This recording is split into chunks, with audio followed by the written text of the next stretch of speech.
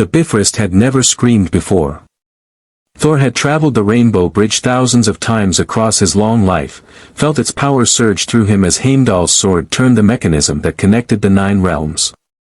He had walked its shimmering surface in triumph after victories, staggered across it wounded after defeats, and once, in his youth, had even tried to race its length before the energies pulled him to his destination. The Bifrost was constant. Reliable. The very foundation upon which Asgard projected its power across reality itself. But now it screamed. The sound tore through dimensions as the Rainbow Bridge fractured around him. Thor tumbled through collapsing corridors of light that shouldn't exist, each one splintering into impossible geometries. Behind him, though direction had lost all meaning, Asgard burned. The dark ships had come without warning, their weapons tearing into the Golden Realm's defenses. Heimdall's voice still echoed in his mind, "Go. I'll hold the bridge as long as I can." Then the detonation. Something massive striking the Bifrost Observatory. The Rainbow Bridge shattering like glass. And Thor, already halfway across the cosmos, caught in the explosion's ripple effect as reality itself tore open. Mjolnir's leather grip felt like the only solid thing in existence as the energies hurled him forward.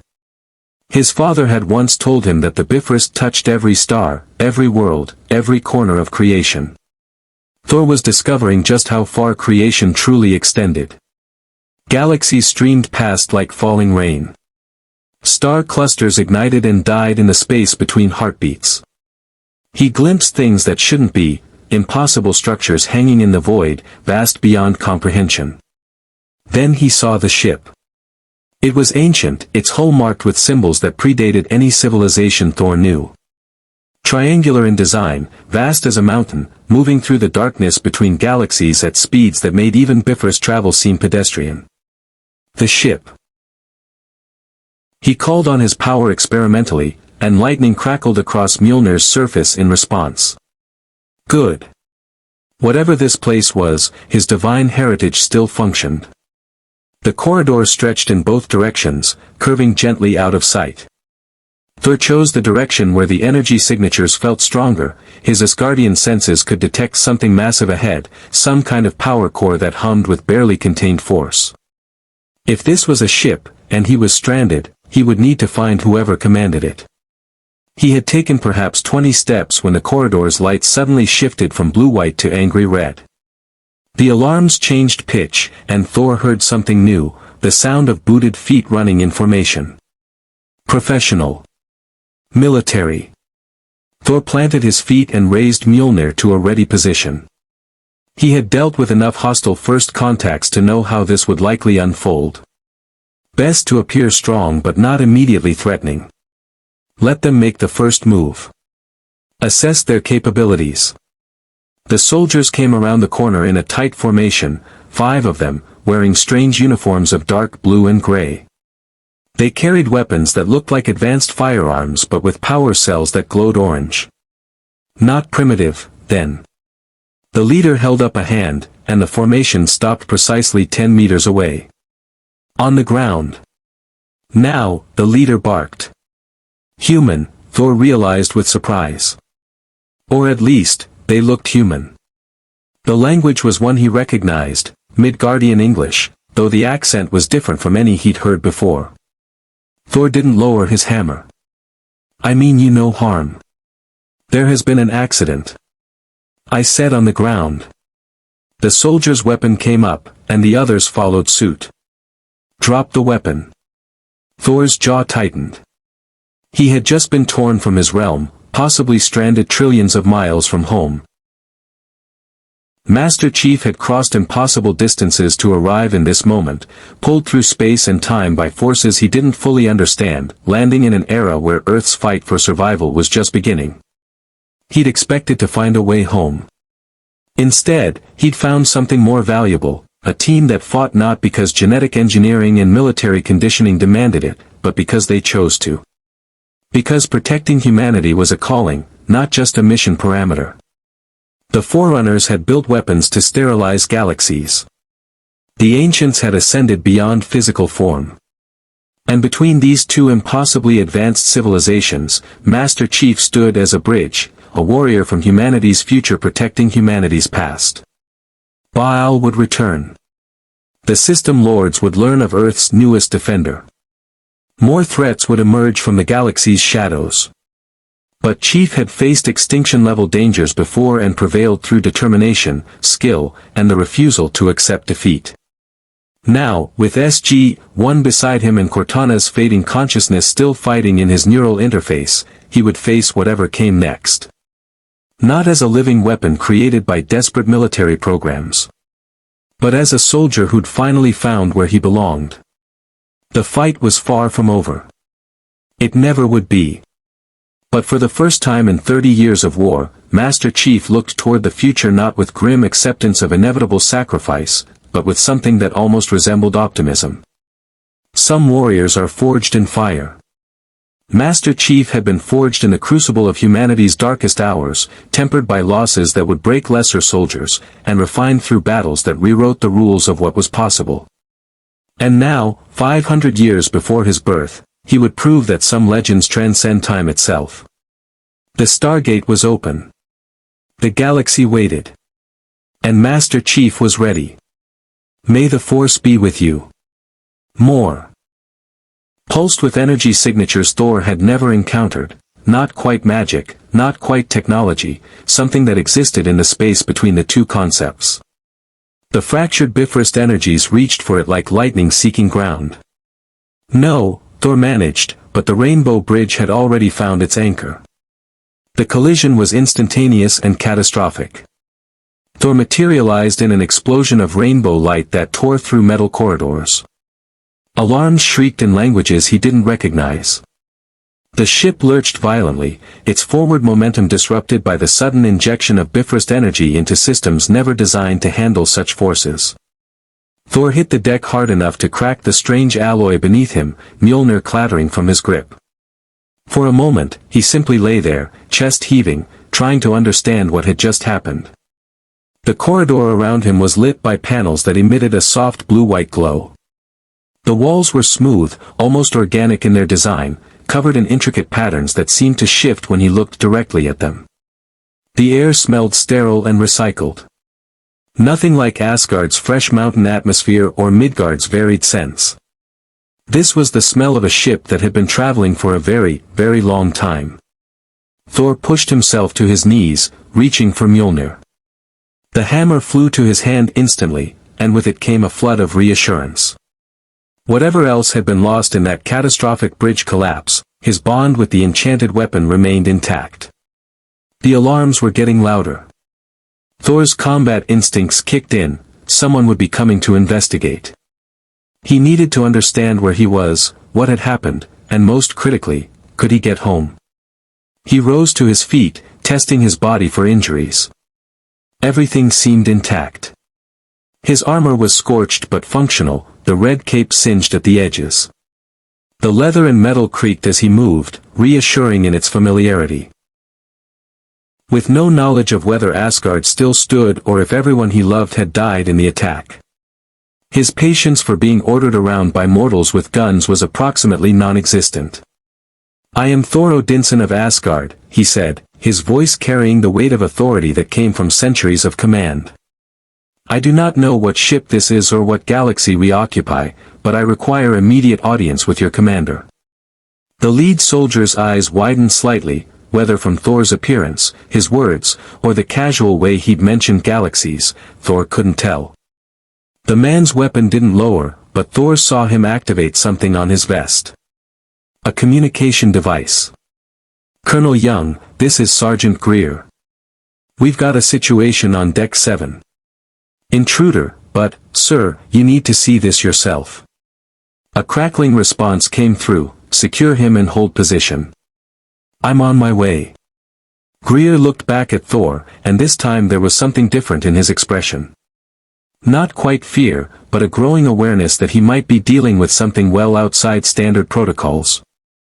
"Sir," Greer said, his tone marginally more respectful but still firm. "I'm going to ask you one more time to put down the hammer and get on the ground. We can sort this out, but I need you to comply." Thor considered his options. He could fight, these weapons might hurt, but they wouldn't stop him. But fighting would make enemies of these people, and he needed allies, not adversaries. He needed information. He needed a way home. Slowly, deliberately, Thor lowered Mjolnir. He didn't set it down, that would be too much, but he let it hang loosely at his side. A gesture of peace, if not complete surrender. "I will speak with your Colonel Young," Thor said. "But know this, I did not come here by choice, and I have no quarrel with you or your people. The weapon you see is called Mjolnir, and it answers only to me. It cannot be taken, only given." Greer processed this, then nodded slowly. "All right. Keep your hands where I can see them and don't make any sudden moves. The colonel will be here soon." They stood in tense silence, soldiers and God, while the red lights continued to pulse and the ancient ship hummed around them. Thor used the time to extend his senses outward, trying to understand this vessel. The energy signatures were unlike anything in the Nine Realms. Old. Incredibly old. And powerful in ways that reminded him uncomfortably of the weapons his father kept locked in Asgard's deepest vaults, things left over from wars that predated even Odin's reign. Footsteps approached from the opposite direction. More of them this time, moving quickly. Thor turned his head slightly and saw a larger group arriving, led by a man in his 40s with close-cropped hair and the bearing of someone who had commanded in difficult circumstances. Colonel Young, presumably. The colonel stopped a few meters away, his eyes scanning Thor from head to toe, taking in the armor, the cape, the hammer, the scorched metal where Thor had crashed through the deck. His expression was carefully controlled, but Thor could see the questions building behind those eyes.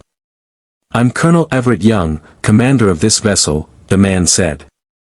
His voice was measured, professional, but with an undercurrent of stress that spoke to larger problems than just an unexpected passenger. "You want to tell me how you got aboard my ship?" Thor met his gaze evenly. "A catastrophic accident involving what my people call the Bifrost, a bridge between worlds. I was traveling when it collapsed, and the energies brought me here. I did not intend to trespass." Young's eyebrow rose slightly. "The Bifrost. Like in Norse mythology?" "Not mythology," Thor corrected. "History. I am Thor, son of Odin, and I suspect, Colonel Young, that we have a great deal to discuss." The lights flickered. The ship groaned. And somewhere deep in its ancient systems, something began to change. The room went quiet. Young watched the reactions, Eli's jaw dropping, Ray's carefully maintained composure slipping for just a moment, Rush leaning forward with naked interest. 1,500 years, Rush repeated. "And in all that time, in all your travels between these 9 realms, you've never encountered anything like this ship?" Thor's expression grew more serious. He turned his gaze to the window, where the streaking lights of FTL travel painted abstract patterns across the darkness. "No. Your vessel is unlike anything in Asgard's considerable archives. The energy signature is ancient, older than my father's reign, perhaps older than Asgard itself. And there is something else." "What?" Young prompted. "Your ship recognized me." Young felt a chill run down his spine. "What do you mean, recognized you?" Thor gestured to the window. "When I arrived, your alarm sounded. Your weapons were raised. But the ship itself, it responded differently. The moment I touched these walls, I felt something stir in its systems. An awareness. As if it had been waiting for someone like me to arrive." Rush moved to the control panel built into the conference table, his fingers flying across the ancient interface. Data scrolled across the holographic display. "He's right.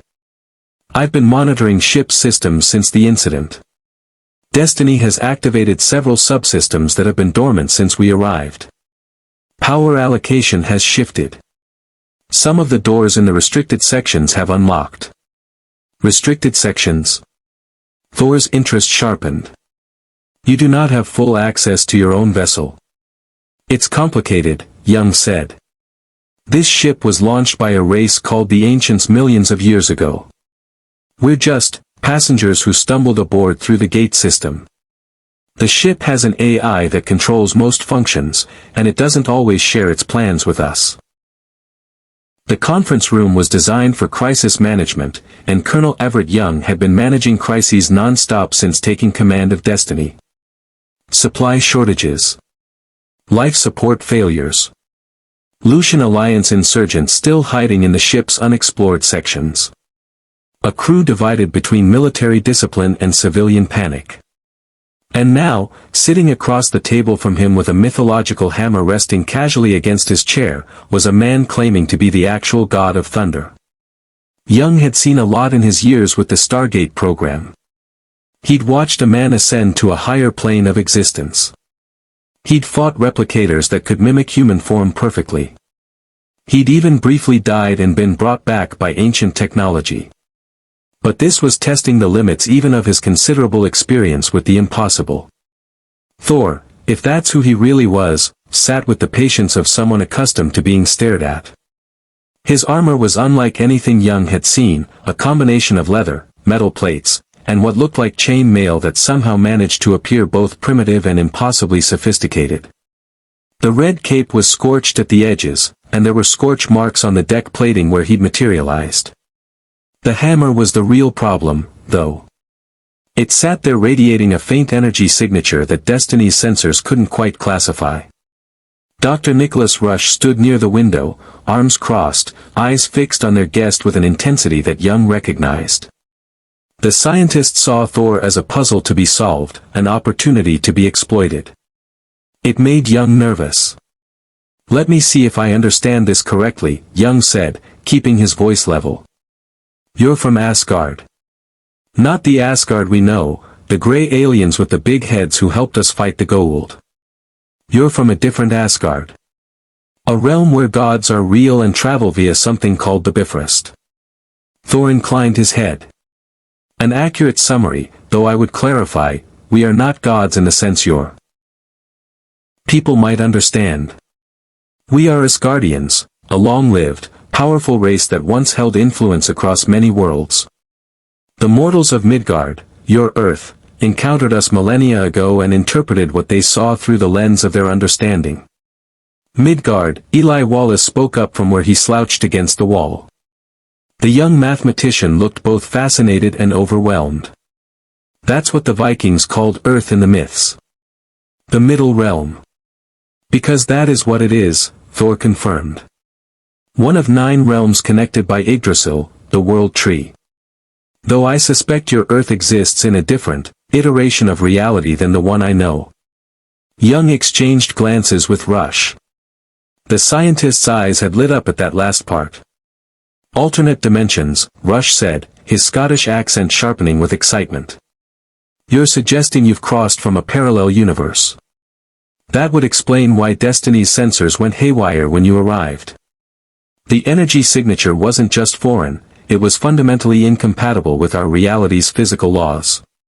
"If you're from another dimension," Camille Ray interjected from her position at the end of the table, "then how can you breathe our air? Speak our language? Your hammer shouldn't even be able to exist here if the laws of physics are different." Thor smiled slightly, the first time Young had seen anything approaching humor on the warrior's face. "The 9 realms exist across what you might call dimensional boundaries, yet we travel between them freely. There are more similarities between realities than differences, Ms. Ray.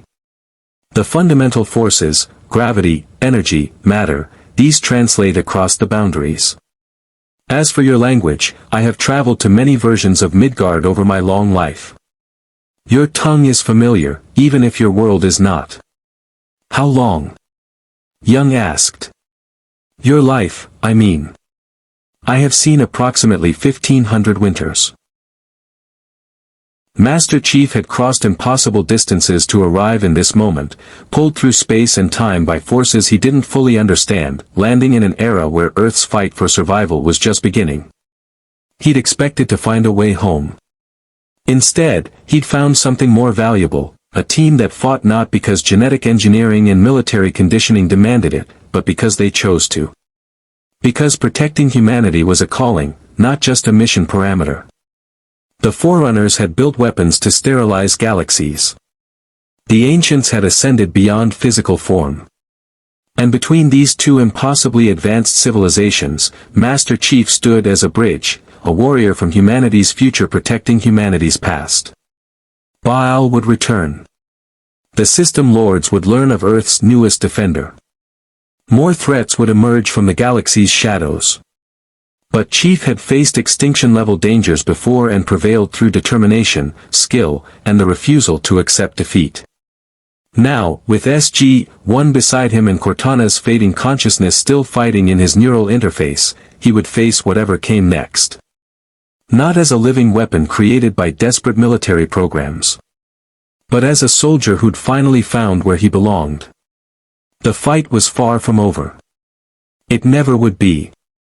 But for the first time in 30 years of war, Master Chief looked toward the future not with grim acceptance of inevitable sacrifice, but with something that almost resembled optimism. Some warriors are forged in fire. Master Chief had been forged in the crucible of humanity's darkest hours, tempered by losses that would break lesser soldiers, and refined through battles that rewrote the rules of what was possible. And now, 500 years before his birth, he would prove that some legends transcend time itself. The Stargate was open. The galaxy waited. And Master Chief was ready. May the Force be with you. More. I know what that's like, Young said. This crew, we're in the same situation. Earth is billions of light years away, and we're stuck on a ship we barely understand, heading toward a destination we don't know. If this ship brought you here, there might be a reason. Maybe we can help each other. Or maybe he's a security risk we can't afford. Lieutenant Tamara Johansson spoke up from where she'd been quietly observing. The medic's tone was gentle but firm. Colonel, we're barely surviving as it is. Food supplies are critical. Water recycling is at capacity. And now we have another mouth to feed with abilities we don't understand and can't control. I require little sustenance compared to your kind, Thor said. And I am a warrior, not a burden. If this vessel faces threats, I can help defend it. If you seek answers, I can help find them. I do not ask for charity, Lieutenant. I offer alliance. An alliance, Rush said, his voice sharp. How convenient that you arrive just as we're dealing with power distribution problems that could kill us all. That hammer of yours puts out energy readings that could supplement our Naquata generators. Quite the coincidence. Thor's eyes narrowed. I am no one's power source, Doctor. Mjolnir is not a tool for your experiments. Rush, Young warned. Stand down. I'm simply pointing out the obvious, Rush continued, ignoring the colonel. We have an opportunity here. This man's technology, his hammer, his armor, whatever biological enhancements allow him to survive for 15 centuries, it could be the key to understanding Destiny's systems. The Ancients were the most advanced race in this galaxy. If they built something that recognizes and responds to him, there's a connection worth exploring. I am not your laboratory specimen. Thunder rumbled through the ship's corridors. The lights flickered again, more violently this time. Mjolnir's lightning intensified, and Young could feel static electricity making his hair stand on end. Everyone calm down, Young ordered, standing. Thor, we're not going to experiment on you. Rush, back off. We're all stressed, we're all scared, and making enemies of each other isn't going to help anyone survive. The lightning around Mjolnir slowly faded. Thor took a deliberate breath, his jaw unclenching. Your pardon, Colonel. I am, not myself. The loss of the Bifrost, the uncertainty about Asgard, it weighs heavily. I get it, Young said. And I'm not asking you to make any decisions right now. But we need to establish some ground rules. You're a guest on this ship, not a prisoner, but you're also an unknown quantity. Until we understand each other better, I need you to accept some restrictions. Limited access to certain areas. An escort when you move through the ship. No demonstrations of power without clearing it through me first. Thor considered this for a long moment. Reasonable terms. I will accept them, provided you agree to help me search for any way back to my reality.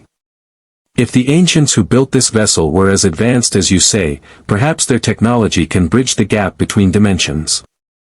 We'll do what we can, Young promised, though privately he doubted they'd find any easy solutions. If the ancients had technology that could cross dimensional barriers, Rush would have already found and obsessed over it. The intercom crackled to life. Colonel Young, this is the bridge. We've got a problem. An intelligence guiding the ship itself, Thor mused. Like the consciousness that guides Heimdall's sight across the realms. Perhaps that is why it recognized what I am. And what exactly are you? Ray asked, her tone careful. Beyond your name and title. What can you actually do? Thor's hand moved to Mjolnir's handle. Lightning crackled across the hammer's surface in response, the energy dancing between the intricate runes carved into its head. Several people in the room took an involuntary step back. I am a warrior of Asgard, trained since childhood in combat across 100 worlds. I have fought frost giants in the wastes of Jotunheim and dark elves in the ruins of Svartalfheim. I command the storm, call lightning from clear skies, and wield a weapon forged in the heart of a dying star. The lights in the conference room flickered. Young noticed that the electrical system seemed to respond to Thor's demonstration, as if the ship's power grid was resonating with the energy emanating from that hammer. And you're stranded here, Young said quietly. Your bridge between worlds is destroyed, and you have no way to get home. Thor's expression hardened, the godly confidence slipping just enough to reveal the person underneath. I do not know if there is a home to return to. Asgard was under attack when the Bifrost collapsed. My brother, my friends, my father's kingdom, I have no way of knowing if they survived. I am cut off, perhaps permanently, from everything and everyone I have ever known. The pain in those words was raw and real. Young recognized it. He'd felt the same thing when Earth's connection to destiny had first been severed, when they'd realized they might never see home again. Young hit the comm panel. What is it? Sir, Destiny just dropped out of FTL. We're not scheduled to drop for another 6 hours. Young exchanged looks with Rush. The scientist was already moving toward the door. The ship's changing its pattern. Ever since our guest arrived. Thor stood as well, Mjolnir in hand. If I have caused this disruption, I should help correct it. Everyone to the bridge, Young ordered. Eli, bring up the gate diagnostic. Greer, get a security team to escort Thor. And someone find out why the hell this ship decided now was a good time to go off script. As the room cleared, Young lingered for a moment, staring out at the stars. They'd gone from strange to impossible in a matter of hours. A god from another dimension aboard a ship built by ascended beings, both stranded in a galaxy so far from home that light itself would take millions of years to cross the distance. Just another day on Destiny. He headed for the bridge, wondering what the ship would throw at them next. And these creatures you're worried about? Eli, cross-reference everything he says with ancient database entries. Maybe the ancients encountered similar problems and developed countermeasures. And if they didn't? Scott asked. Thor's hand tightened on Mjolnir, lightning crackling faintly across its surface. Then we pray that whatever comes through can be fought by conventional means. Because if it cannot. He met Young's eyes. Then even I may not be enough to stop it. The gate room's klaxon suddenly blared to life. The holographic display showed the Stargate's energy signature spiking, the golden undertone intensifying until it overwhelmed the normal blue shimmer entirely. Colonel! Eli shouted. The gate's energy levels are off the charts. Something's trying to come through. Young hit the ship-wide comm, all hands, battle stations. This is not a drill. Repeat, all hands to battle stations. Thor was already moving toward the door, Mjolnir raised and crackling with power. "Colonel, with your permission, I should be at that gate." Young hesitated for only a heartbeat. "Go. Greer, go with him. Everyone else, stay sharp. Whatever's about to happen, we face it together." As Thor and the security team rushed toward the gate room, Young stared at the displays showing energy readings that shouldn't be possible. The ship had recognized Thor. It had started waking up systems that had been dormant for millions of years. And now it was tearing open a doorway to something beyond their understanding. Master Chief had crossed impossible distances to arrive in this moment, pulled through space and time by forces he didn't fully understand, landing in an era where Earth's fight for survival was just beginning. He'd expected to find a way home. Instead, he'd found something more valuable, a team that fought not because genetic engineering and military conditioning demanded it, but because they chose to. Because protecting humanity was a calling, not just a mission parameter. The Forerunners had built weapons to sterilize galaxies. The Ancients had ascended beyond physical form. And between these two impossibly advanced civilizations, Master Chief stood as a bridge, a warrior from humanity's future protecting humanity's past. Baal would return. The System Lords would learn of Earth's newest defender. More threats would emerge from the galaxy's shadows. But Chief had faced extinction-level dangers before and prevailed through determination, skill, and the refusal to accept defeat. Now, with SG-1 beside him and Cortana's fading consciousness still fighting in his neural interface, he would face whatever came next. Not as a living weapon created by desperate military programs, but as a soldier who'd finally found where he belonged. The fight was far from over. It never would be. But for the first time in 30 years of war, Master Chief looked toward the future not with grim acceptance of inevitable sacrifice, but with something that almost resembled optimism. Some warriors are forged in fire. Master Chief had been forged in the crucible of humanity's darkest hours, tempered by losses that would break lesser soldiers, and refined through battles that rewrote the rules of what was possible. And now, 500 years before his birth, he would prove that some legends transcend time itself. The Stargate was open. The galaxy waited. And Master Chief was ready. May the Force be with you. More. Then we need to shut down that gate connection now, Young finished. I wouldn't recommend that, Eli said, his voice uncertain. Colonel, I've been running diagnostics. The ship isn't just opening a gate. It's running power through systems we've never been able to access. Life support efficiency just jumped 12%. The FTL drive is running diagnostics that should be impossible without a complete overhaul. It's like Destiny just woke up and started doing maintenance it's been putting off for a million years. Young processed that. Because of Thor. Because of what Thor represents, Rush said. Think about it, Colonel. The Ancients were obsessed with ascension, transcending physical form to exist as pure energy. They built this ship to find answers about the origin of the universe itself. And now something appears on board that operates on principles they never encountered in millions of years of travel. An energy signature from outside their dimensional framework. To the ship's AI, Thor isn't a security threat. He's the most significant discovery it's made since launch. Thor's expression darkened. I am not a discovery to be studied. No, but you are unique, Rush pressed. And uniqueness is valuable. If the ship is trying to establish a connection to your reality, it's doing so because it believes there's something there worth finding. Information. Technology. Power. Or a way home, Young said. He looked at Thor. For both of you and for us. The implications hung in the air. Destiny had been traveling for millions of years on a predetermined course, following a mission programmed by the Ancients before human beings had even evolved.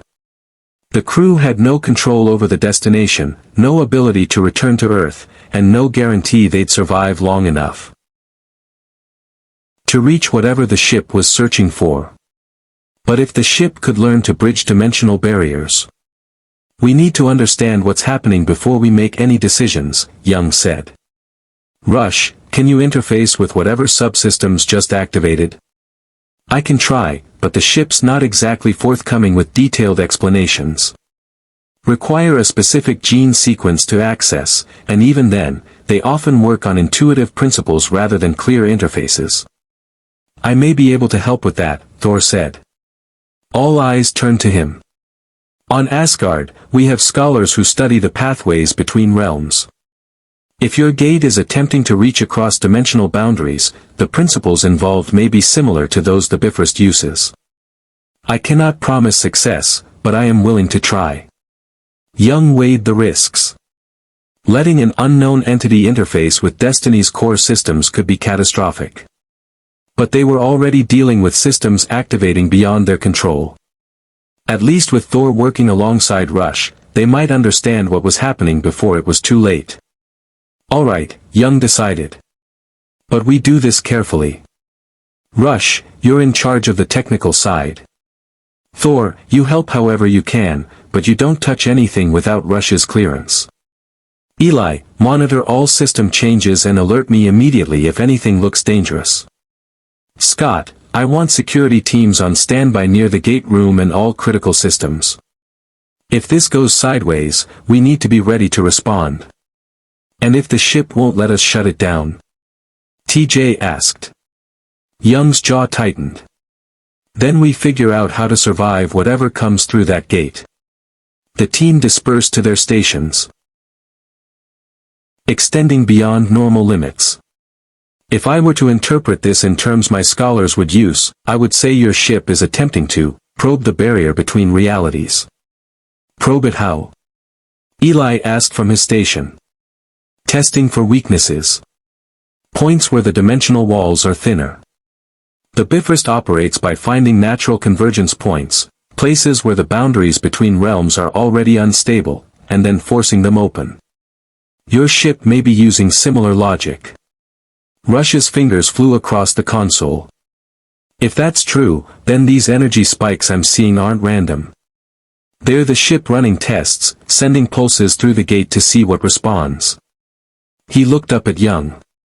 Colonel, if Destiny finds a weak point and forces it open, what happens?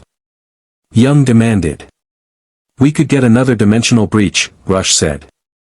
Potentially a bigger one than what brought Thor here. And this time, we'd have no control over what comes through. The bridge went silent except for the ambient hum of Destiny's systems. Young felt the weight of command settling on his shoulders again, the impossible choice between risk and reward, safety and opportunity. Can we close the gate? He asked. Not without potentially damaging the ship's AI, Rush said. Whatever process it's running, it's integrated into core systems. If we force a shutdown, we could lose life support, navigation, everything. Then we let it run its course, Young decided. But we prepare for the worst. Eli, set up a monitoring station to track any changes in the gate's energy signature. TJ, get medical teams ready for potential casualties. Coordinate with Greer to establish defensive perimeters around the gate room. If something comes through that gate, I want us ready. And if what comes through is friendly? Ray asked. If it's a rescue team from Thor's dimension, or ancients returning to reclaim their ship? Then we deal with that when it happens, Young said. Right now, I'm more concerned with surviving the next few hours. Thor moved away from the console, his expression troubled. Colonel Young, there is something you should know. In Asgard's history, there have been incidents when dimensional barriers were breached improperly. Creatures that exist outside normal reality, beings that feed on the energy of living worlds. If this ship tears open a gateway without proper safeguards. You're talking about things that could threaten this entire ship, Young said. I am talking about things that could threaten this entire galaxy, Thor corrected. The 9 realms have protections built over millennia to guard against such incursions. This reality may not. Young felt the situation shifting from complicated to potentially catastrophic. Why didn't you mention this before? Because I did not believe your ship capable of actually breaching dimensional barriers, Thor said. I thought we would have time to study the problem, to establish safeguards. But if destiny is moving this quickly, if it is this determined to reach across the divide. He shook his head. We may have less time than I thought. Then we work faster, Rush said, his voice sharp with urgency. Thor, I need you to tell me everything you know about dimensional barriers, weak points. And these creatures you're worried about. Eli, cross-reference everything he says with ancient database entries. Maybe the ancients encountered similar problems and developed countermeasures. And if they didn't? Scott asked. Thor's hand tightened on Mjolnir, lightning crackling faintly across its surface. Then we pray that whatever comes through can be fought by conventional means. Because if it cannot. He met Young's eyes. Then even I may not be enough to stop it. The gate room's klaxon suddenly blared to life. The holographic display showed the Stargate's energy signature spiking, the golden undertone intensifying until it overwhelmed the normal blue shimmer entirely. Colonel! Eli shouted. The gate's energy levels are off the charts. Something's trying to come through. Young hit the ship-wide comm, all hands, battle stations. This is not a drill. Repeat, all hands to battle stations. Thor was already moving toward the door, Mjolnir raised and crackling with power. Colonel, with your permission, I should be at that gate. Young hesitated for only a heartbeat. Go. Greer, go with him. Everyone else, stay sharp. Whatever's about to happen, we face it together. As Thor and the security team rushed toward the gate room, Young stared at the displays showing energy readings that shouldn't be possible. The ship had recognized Thor. It had started waking up systems that had been dormant for millions of years. And now it was tearing open a doorway to something beyond their understanding. He'd wanted answers about why Thor was here, why destiny had responded to his presence. He had a feeling he was about to get those answers whether he wanted them or not. The question was whether they'd survive the revelation. The gate room was a cathedral of ancient engineering, its high walls covered in the same flowing script and organic patterns that decorated the rest of Destiny. The Stargate itself dominated the space, a massive ring of Naquata and unknown alloys, currently blazing with energy that painted everything in shades of gold and electric blue. The event horizon roiled like a storm-tossed sea, its surface breaking the normal laws of physics as it held open a tunnel through space itself. Or in this case, possibly through something far more fundamental than space. Thor burst through the entrance with Greer's security team flanking him. The soldiers immediately took up defensive positions, their P-90s trained on the gate while their eyes tracked the impossible energy fluctuations rippling across the event horizon. Thor moved past them, Mjolnir held ready, his Asgardian senses screaming warnings that something was very, very wrong. Positions. Greer barked. Safety's off. Anything comes through that gate that's hostile, light it up. Sergeant, Thor said quietly, his eyes never leaving the gate. I do not believe your weapons will be sufficient if my fears prove correct. Then what do you suggest? Stay behind me. And pray. The gate's energy signature was growing more unstable by the second. Thor could feel it now, the dimensional barrier being stretched, probed, violated by forces that didn't understand or care about the consequences. He'd felt this sensation once before, millennia ago, when Asgard scholars had attempted to open a portal to a realm beyond the Nine. His father had stopped them before the breach completed, but not before something on the other side had noticed the attempt. The screams of the researchers who'd gotten too close to that almost portal still haunted Thor's memories. Colonel, Eli's voice crackled over the comm system. The energy readings are going exponential. Whatever's happening, it's accelerating. You've got maybe 60 seconds before. Master Chief had crossed impossible distances to arrive in this moment, pulled through space and time by forces he didn't fully understand, landing in an era where Earth's fight for survival was just beginning. He'd expected to find a way home. Instead, he'd found something more valuable, A team that fought not because genetic engineering and military conditioning demanded it, but because they chose to. Because protecting humanity was a calling, not just a mission parameter. The Forerunners had built weapons to sterilize galaxies. The Ancients had ascended beyond physical form.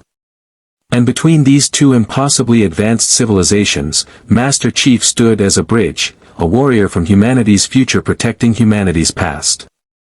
Baal would return. The System Lords would learn of Earth's newest defender. More threats would emerge from the galaxy's shadows. But Chief had faced extinction-level dangers before and prevailed through determination, skill, and the refusal to accept defeat. Now, with SG-1 beside him and Cortana's fading consciousness still fighting in his neural interface, he would face whatever came next. Not as a living weapon created by desperate military programs, but as a soldier who'd finally found where he belonged. The fight was far from over. It never would be. But for the first time in 30 years of war, Master Chief looked toward the future not with grim acceptance of inevitable sacrifice, but with something that almost resembled optimism. Some warriors are forged in fire. Master Chief had been forged in the crucible of humanity's darkest hours, tempered by losses that would break lesser soldiers, and refined through battles that rewrote the rules of what was possible. And now, 500 years before his birth, he would prove that some legends transcend time itself. The Stargate was open. The galaxy waited. And Master Chief was ready. May the Force be with you. More. The transmission cut off in a burst of static as the gate flared brilliantly. The event horizon bulged outward, its surface tension breaking as something massive pressed against it from the other side. Not passing through, not yet, but testing the barrier, seeking weaknesses. Thor raised Mjolnir. Lightning gathered around the hammer, arcing to the walls and ceiling as he called upon his birthright. The storm answered, always the storm answered, and he felt the familiar rush of power flooding through him. Around the room, loose equipment began to rattle. The soldier's hair stood on end from the static charge building in the air. Whatever comes through, Thor said, his voice carrying the weight of divine authority, do not let it touch you. Some things from beyond the realms do not follow the laws of matter and energy as you understand them. Physical contact may be catastrophic. Define catastrophic, Greer demanded, but his voice was steady. Good. The sergeant had dealt with enough Stargate weirdness to take even God-level warnings seriously. Your essence consumed. Your body transformed into a doorway for more of its kind.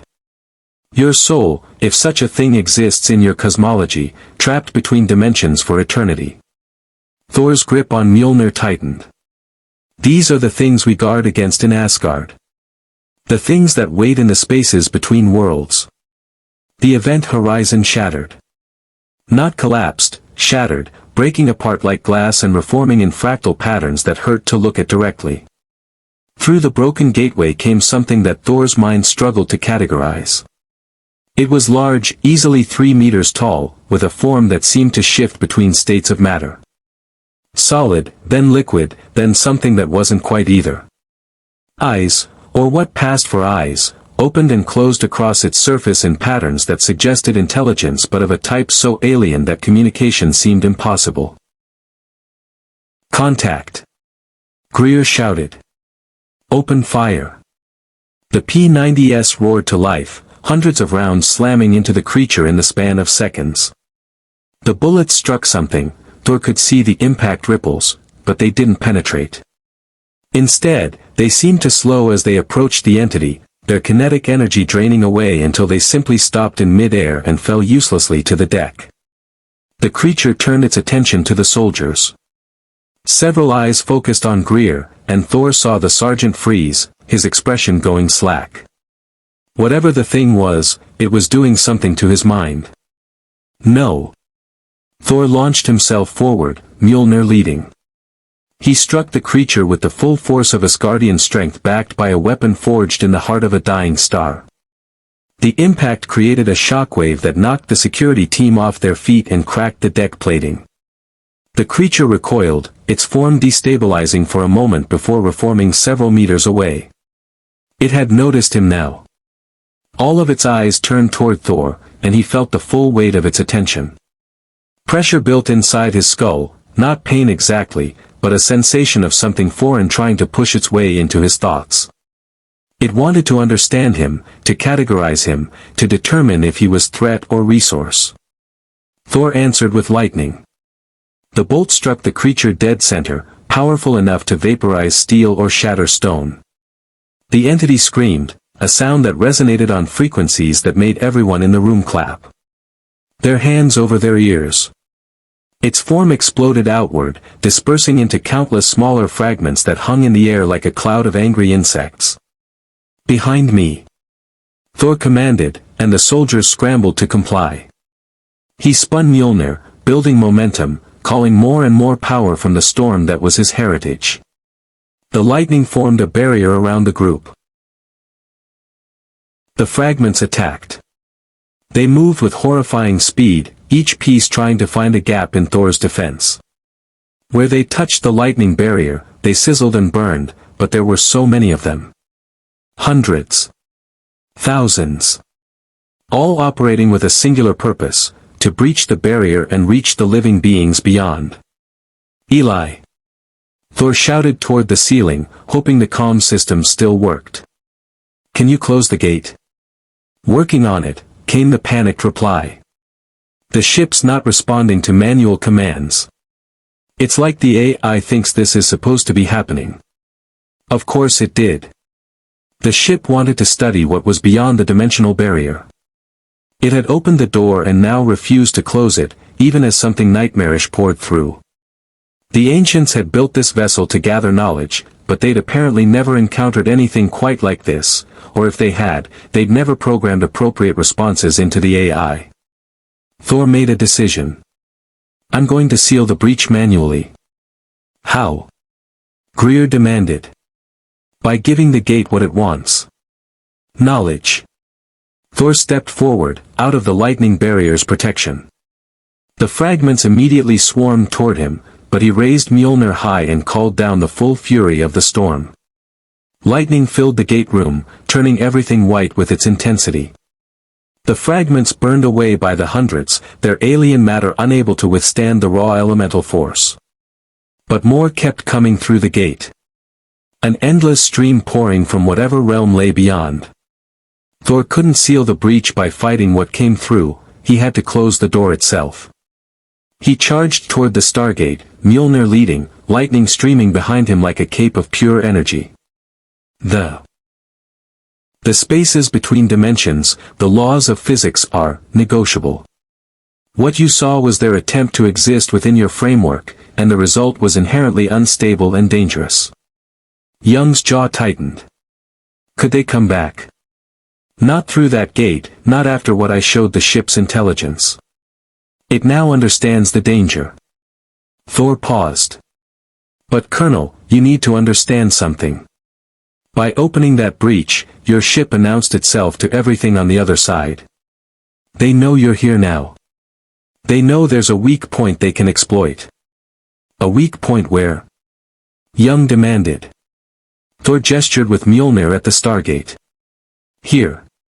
This vessel. You. The dimensional barrier in this region of space has been stressed by the breach. It will heal over time, but until it does, you are vulnerable to further incursions. Not through the gate necessarily, but through other means. Tears in space. Anomalies in your FTL travel. Anywhere the barrier between dimensions grows thin. The implications settled over the room like a shroud. They'd been trying to find a way home, to understand what Thor's presence meant, to gain knowledge and advantage. Instead, they'd painted a target on destiny and everything aboard it. How long? Young asked. Until the barrier heals. Thor shook his head. I cannot say with certainty. Days. Weeks. Possibly months. Much depends on how much damage the breach caused before it closed. Then we need to prepare, Young said. He turned to his officers. Greer, I want. Entire lives we'll probably never see again.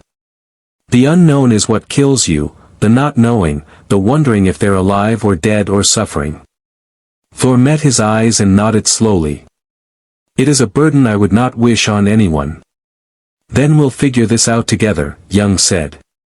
The barrier healing, the dimensional threats, finding a way to get you home, all of it. But first, we survive. That's always step one on this ship. Survive, then solve the problem. A sound philosophy, Thor agreed. A faint smile crossed his face despite everything. You remind me of some of Asgard's greatest warriors, Colonel. They also believed that survival was victory enough when the odds were impossible. On Destiny, impossible is just another word for Tuesday, Eli muttered, still staring at his readings. And according to these scans, Tuesday's about to get a lot more complicated. Colonel, the ship just altered course.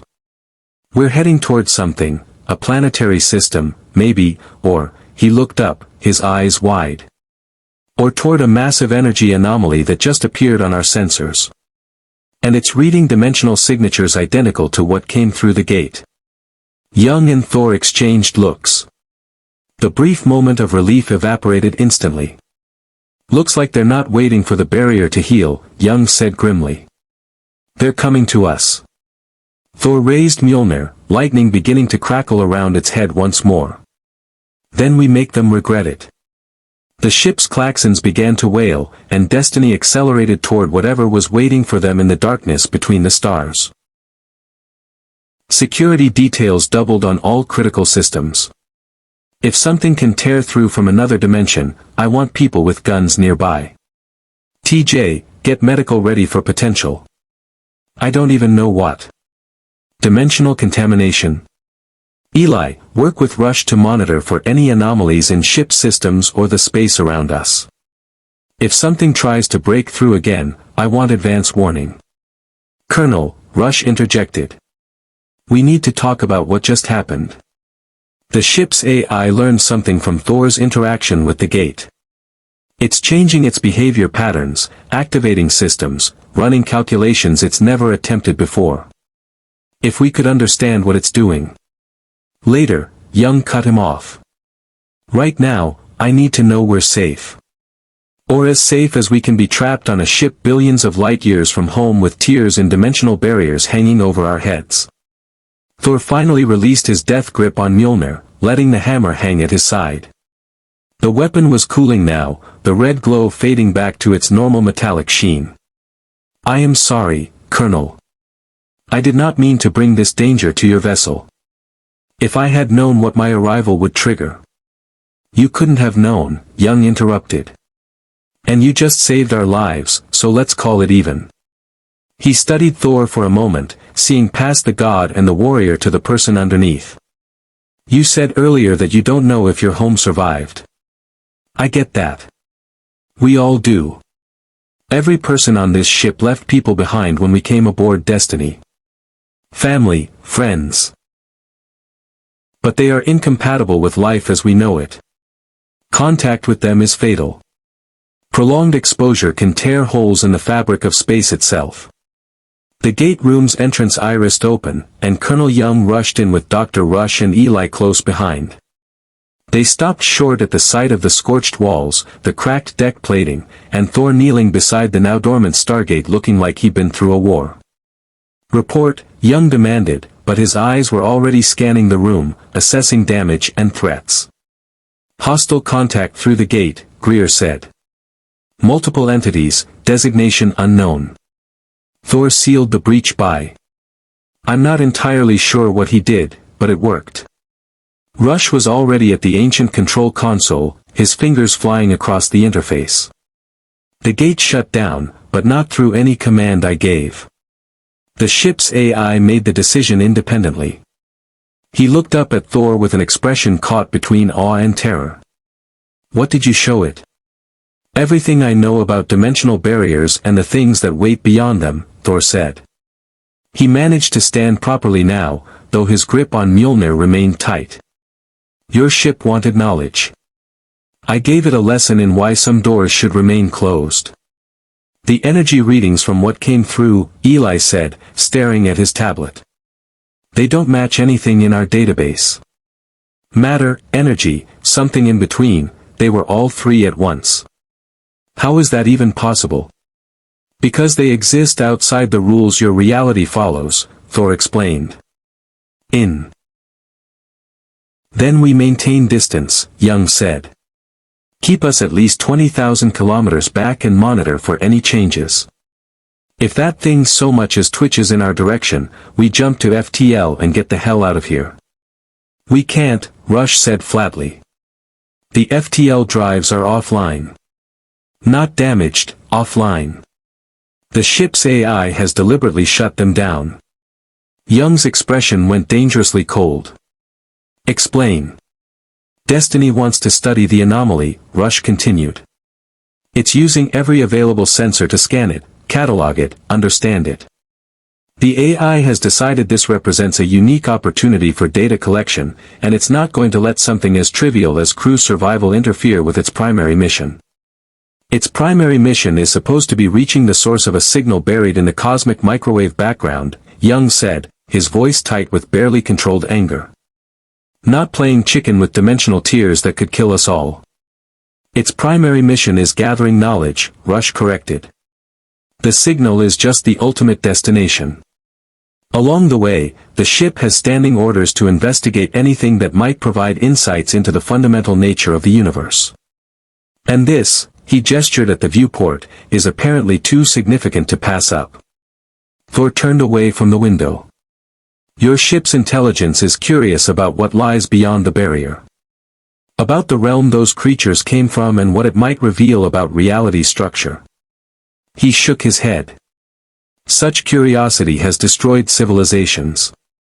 Asgard has standing laws forbidding this exact type of investigation. Well, we don't have standing laws, Young said, and even if we did, I doubt the ship would care. Can you override its control? Force the FTL drives back online. I've been trying for 3 hours, Rush admitted. The AI has locked me out of primary systems. I can access. Master Chief had crossed impossible distances to arrive in this moment, pulled through space and time by forces he didn't fully understand, landing in an era where Earth's fight for survival was just beginning. He'd expected to find a way home. Instead, he'd found something more valuable, a team that fought not because genetic engineering and military conditioning demanded it, but because they chose to. Because protecting humanity was a calling, not just a mission parameter. The Forerunners had built weapons to sterilize galaxies. The Ancients had ascended beyond physical form. And between these two impossibly advanced civilizations, Master Chief stood as a bridge, a warrior from humanity's future protecting humanity's past. Baal would return.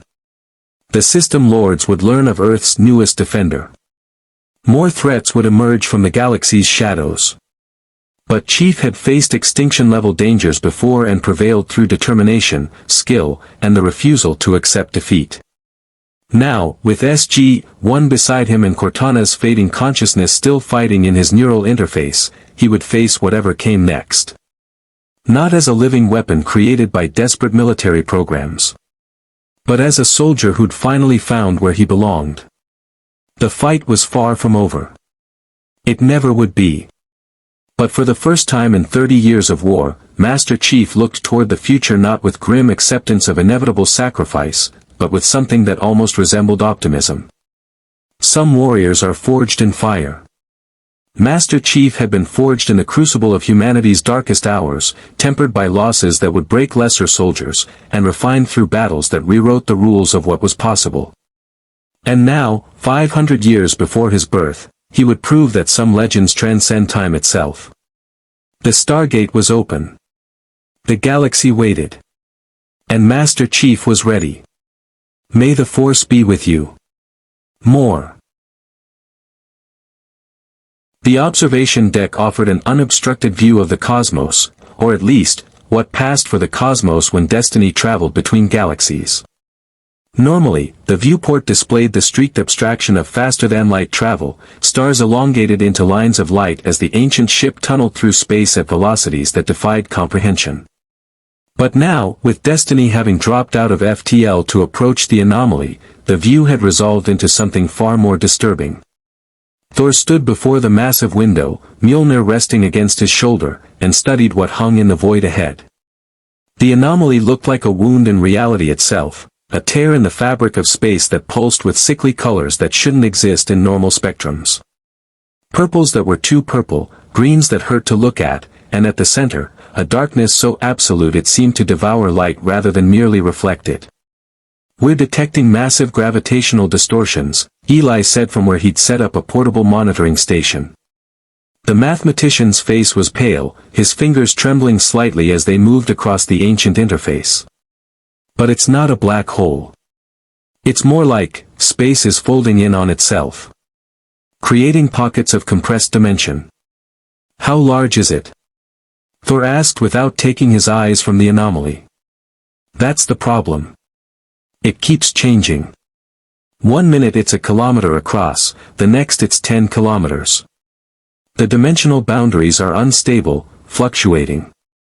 Eli pulled up a holographic display showing energy readings that spiked and crashed in chaotic patterns.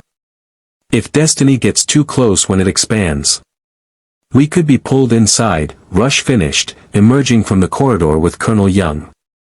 The scientist looked haggard, dark circles under his eyes suggesting he hadn't slept since the gate room incident 6 hours ago. "Into a space where the normal laws of physics don't apply. We'd be torn apart on a molecular level." "That's a yes or no question, Rush." "Then no. We can't guarantee escape if this goes wrong." Young turned back to Thor. "You understand what you're asking? You're not just risking your own life. You're risking everyone on this ship."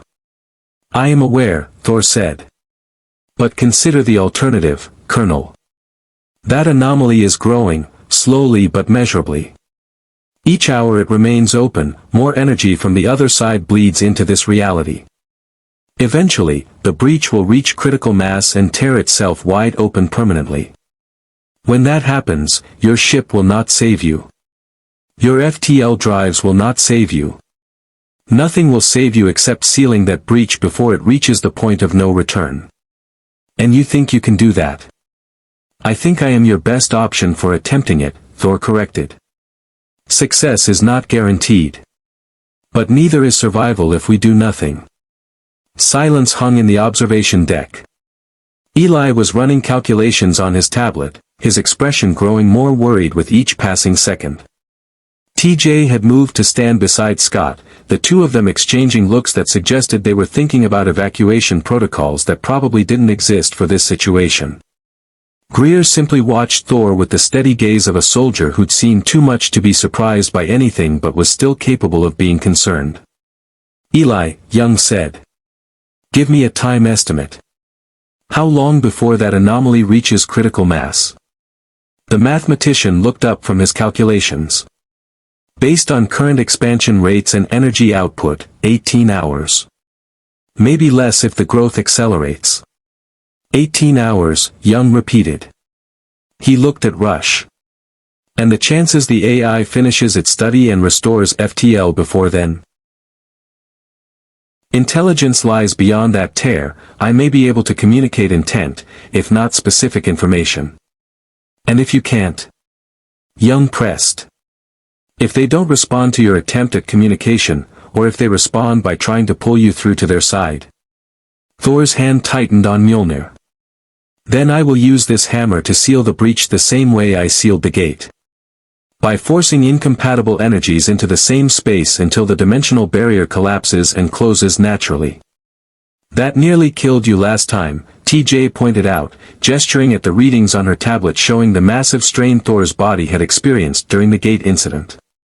"But it did not kill me," Thor said. "And it worked. Sometimes, Lieutenant, survival and success are measured in very thin margins." Young walked to the viewport and stared at the pulsing anomaly. Thor could see the colonel wrestling with command decisions that had no good answers, only less catastrophic ones. Let the situation develop and hope the dimensional tear closed naturally. Wait for the ship's AI to finish its study and potentially restore FTL capabilities. Or authorize a desperate plan proposed by a warrior god from another reality who claimed he could survive in space and communicate with extradimensional entities. Rush, Young said finally. If Thor tries this and it goes wrong, if he gets pulled through that anomaly or if it destabilizes further, can we get Destiny away fast enough to survive? Unknown, Rush admitted. The AI might restore FTL if it perceives an imminent threat to the ship's survival. Or it might not. Destiny has proven willing to sacrifice crew members before if it deems the data being collected valuable enough. Understand what they want. Or we might make things worse, Scott argued. What if communicating with them just gives them more information about our reality? Makes it easier for them to invade? They already have that information, Thor said. The moment the gate breach occurred, they learned everything they needed to know about the fundamental structure of your dimension. My presence here, the Bifrost energies that brought me, those were like beacons announcing your existence to anything capable of perceiving across dimensional boundaries. The weight of that statement settled over the room. They'd been compromised from the moment Thor arrived, through no fault of his own.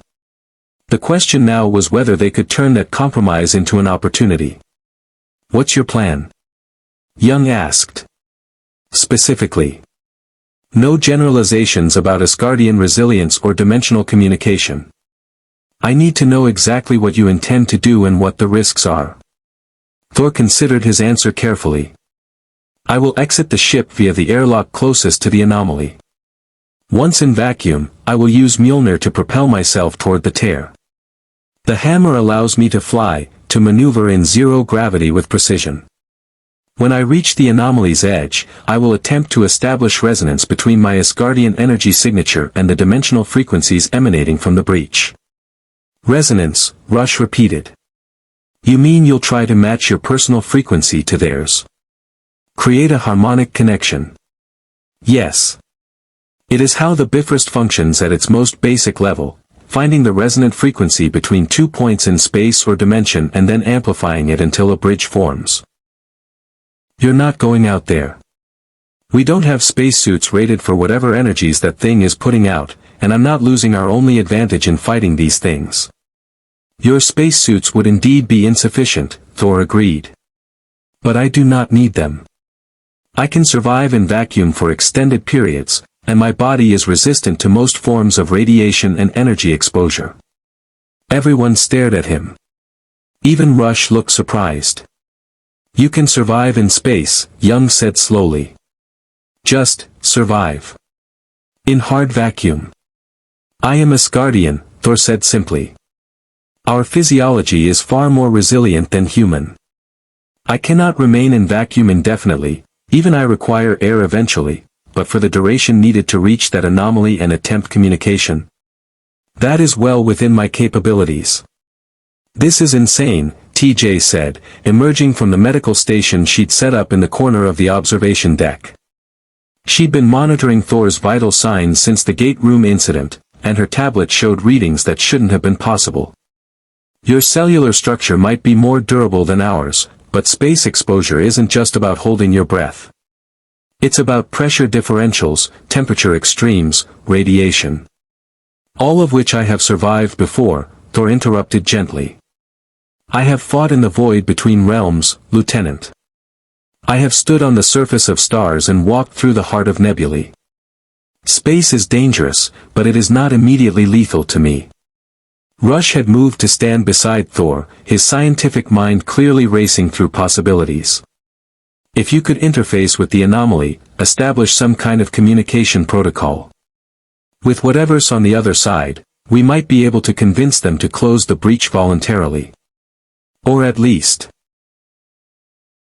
Monitoring and analysis functions, but anything that might interrupt its study of the anomaly is completely restricted.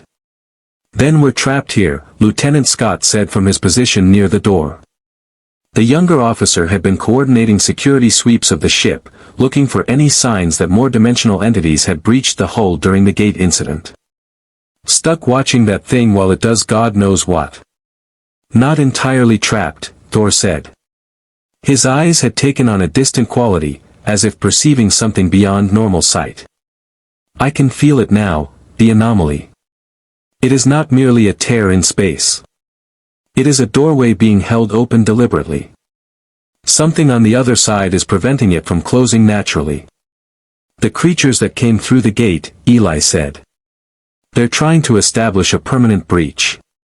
Perhaps. Or perhaps they are attempting to communicate.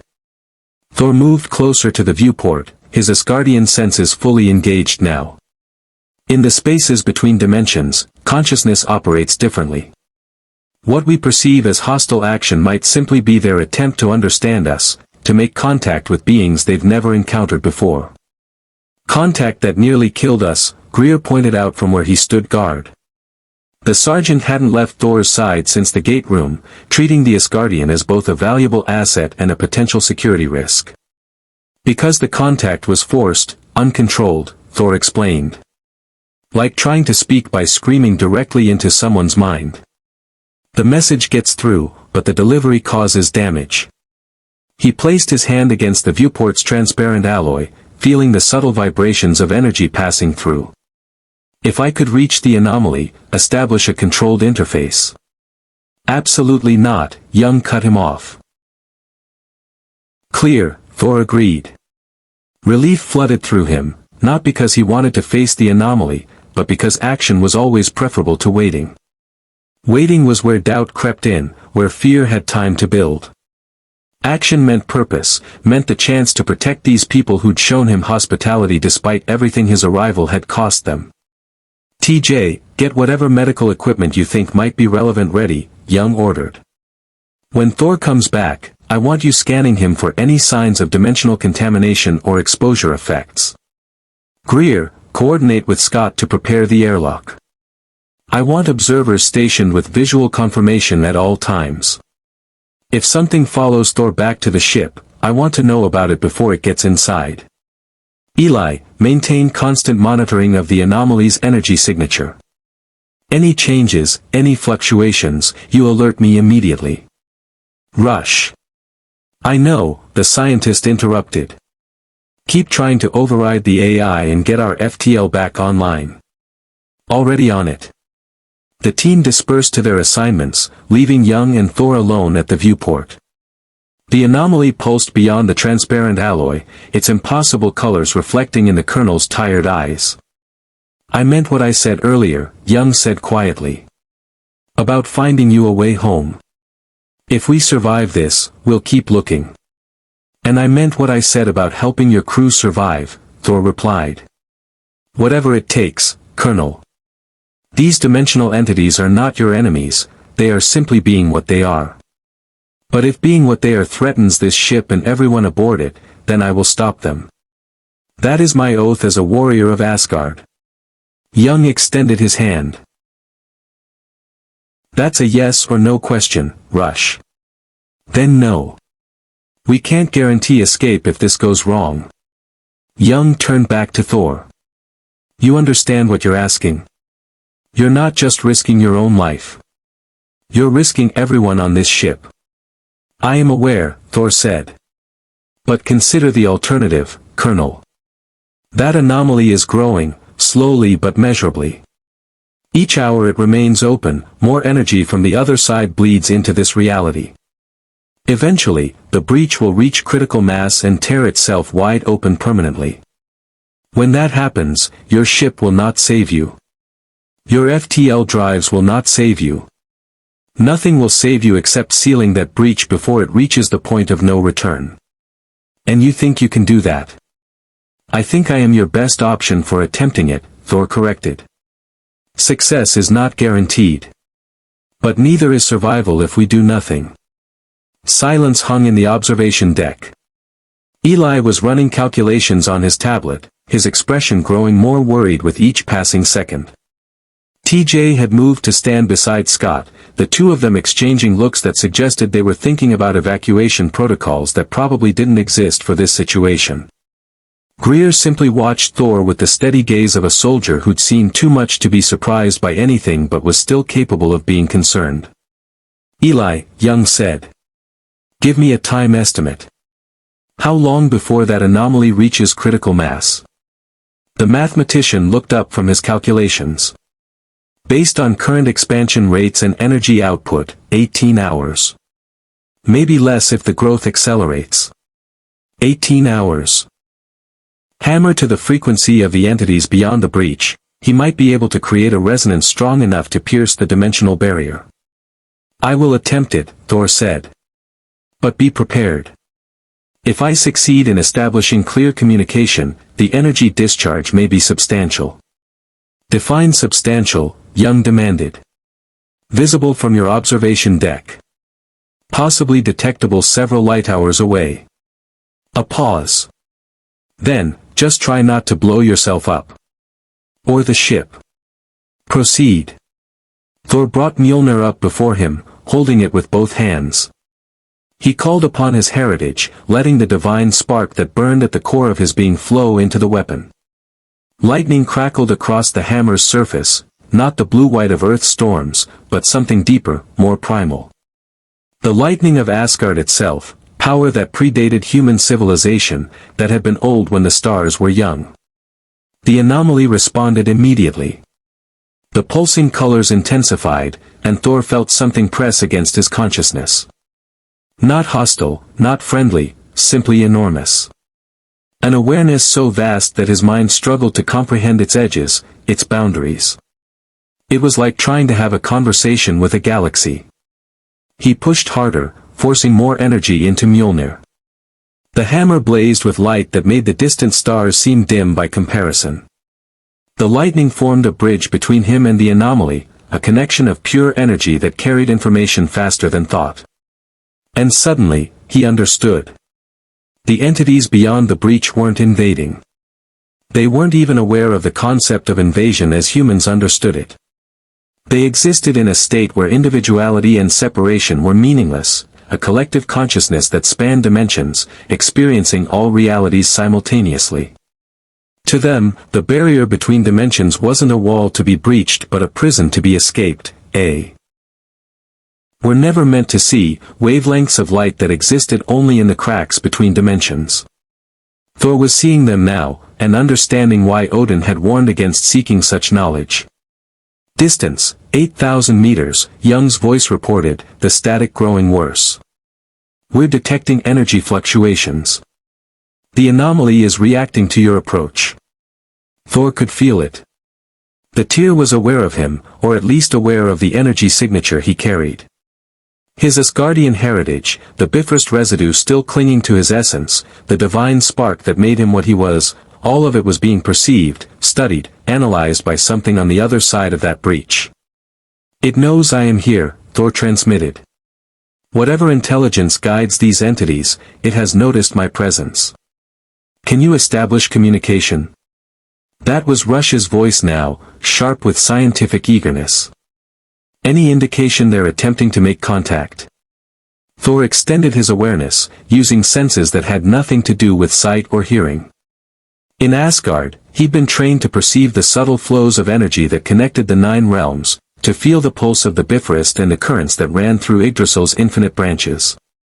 Those same senses were screaming now, overwhelmed by the sheer alien nature of what lay beyond the breach. But there was something. A pattern in the chaos. A rhythm to the energy fluctuations that suggested intention rather than randomness. "They are trying," Thor said. "But the dimensional barrier interferes. Their attempts at communication are fragmented. Like trying to speak underwater while someone on the surface tries to hear. Can you amplify it?" Rush pressed. "Use your hammer's energy to create a clearer channel." Thor considered the suggestion. Mjolnir's enchantments were designed to channel and focus power, to transform raw divine energy into directed force. If he could attune the vacuum was absolute silence. Thor had experienced it before, in the void between realms, in the frozen wastes of space where even sound refused to travel, but never quite like this. Here, Billions of light-years from any galaxy, the darkness was so complete that it felt less like absence and more like presence. As if the void itself was watching him approach the tear in reality that pulsed ahead like a malignant star. Mjolnir pulled him forward with steady momentum, the enchanted hammer responding to his will as naturally as his own limbs.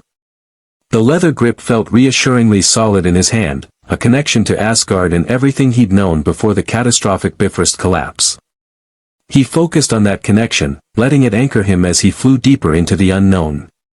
"Thor, radio check," Young's voice crackled through the small speaker. The signal was already degrading, interference from the anomaly's energy output distorting the transmission. "We're reading your beacon. Distance to anomaly, 12,000 meters and closing." Thor keyed the transmit button. "Acknowledged. I can see it clearly now. It is larger than your sensor suggested." That was an understatement. From the observation deck, the anomaly had appeared substantial but finite, a tear perhaps a kilometer across. But as Thor drew closer, he realized the dimensional breach operated on scales that defied conventional measurement. What looked like a single opening from a distance was actually layers upon layers of fractured reality, each one folding into and through the others in patterns that made his Asgardian mind ache to perceive. The colors were worse up close. They shifted through spectrums that shouldn't exist, shades of purple that verged into sounds, greens that carried sensations of cold and heat simultaneously, yellows that tasted like copper on the back of his tongue despite the vacuum. His father had once told him that the space between realms contained colors that mortal eyes were. And if they ever succeeded in forcing a permanent opening, the resulting cascade would rip through dimensional boundaries like a stone through paper, merging realities that were never meant to touch. He had to make them understand. Had to communicate the danger. Thor reached deeper into Mjolnir's power, calling upon reserves he'd rarely tapped even in his most desperate battles. The hammer responded, its enchantments singing with energy that resonated across dimensional frequencies. He shaped that energy into a message, a concept stripped down to its most fundamental elements.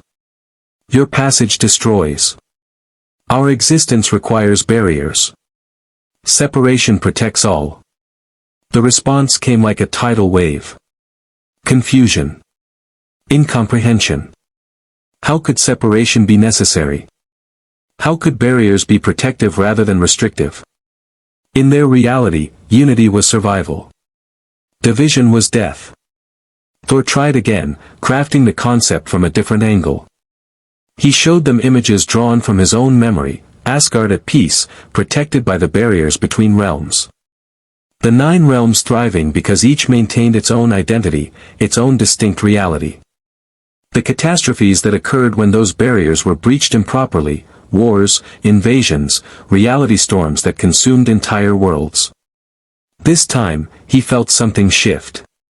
Not understanding exactly, but recognition. An acknowledgement that perhaps different realities required different rules, different structures.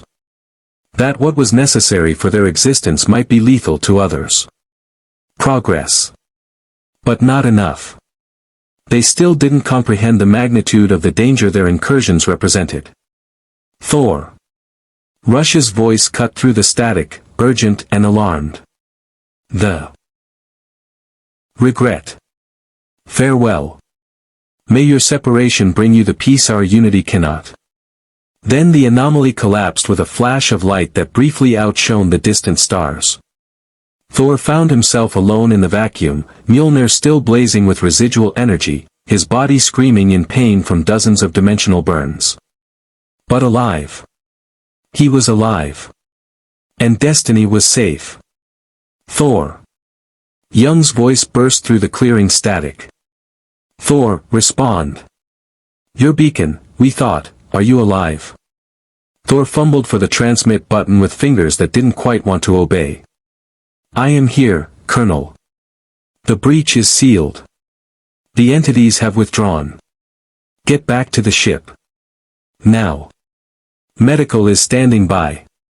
Thor turned, orienting himself toward Destiny's distant silhouette. The ship looked impossibly small against the cosmic backdrop, a tiny spark of light and life in an ocean of darkness. But it was there. waiting for him. He spun Mjolnir and began the long flight back, each movement sending fresh waves of agony through his battered body. But he'd survived worse. And more importantly, he'd succeeded. The entities understood now. They wouldn't breach into this reality again. At least, not intentionally. Behind him, the space where the anomaly had been was now just empty vacuum again. But Thor could still feel the echo of that vast consciousness, retreating into the spaces between dimensions where it belonged. Different realities. Different rules. Different forms of existence. All equally valid. All deserving of respect. Anomaly is expanding. Whatever you're doing, it's destabilizing the breach. You need to. The transmission dissolved into pure noise. Thor's attention snapped back to physical reality, and he saw that Rush was right. The anomaly had grown to 3 times its previous size, and more concerning, it was beginning to fragment. Smaller tiers were forming around the main breach, each one pulsing with the same impossible colors. The entities were trying to reach him. His communication attempt had given them a template, a pattern they could follow. But in their eagerness to make full contact, they were tearing reality apart. No, Thor growled. He began pulling back his energy, trying to sever the connection before it spiraled completely out of control. But the entities clung to the link, desperate to maintain the first real communication they'd achieved in untold eons. One of the smaller tiers split open completely, and something pushed through. Not the fragments like before, something larger, more cohesive. A tendril of pure dimensional energy, writhing in the vacuum like a serpent made of light and void. It reached toward Thor with terrible speed. He barely had time to raise Mjolnir in defense. The tendril struck the hammer, and the impact sent him spinning backward through space. Pain lanced through his arm, real pain, the kind he rarely experienced even in the fiercest battles. The dimensional energy was corrosive to his Asgardian physiology, burning through his natural resistances like acid through flesh. More tendrils were emerging now, dozens of them, each one questing toward the tiny spark of coherent reality that was Thor. The entities didn't understand they were hurting him. They simply wanted to touch. Limitation preventing them from achieving a fuller state of being. They had sensed Thor's arrival because the Bifrost energies represented something they'd never encountered, a controlled breach, a deliberate passage between dimensions that didn't tear reality apart in the process. They wanted to understand it. They wanted to replicate it. And in their eagerness to make contact, they had nearly destroyed destiny because they didn't comprehend how fragile three-dimensional beings truly were.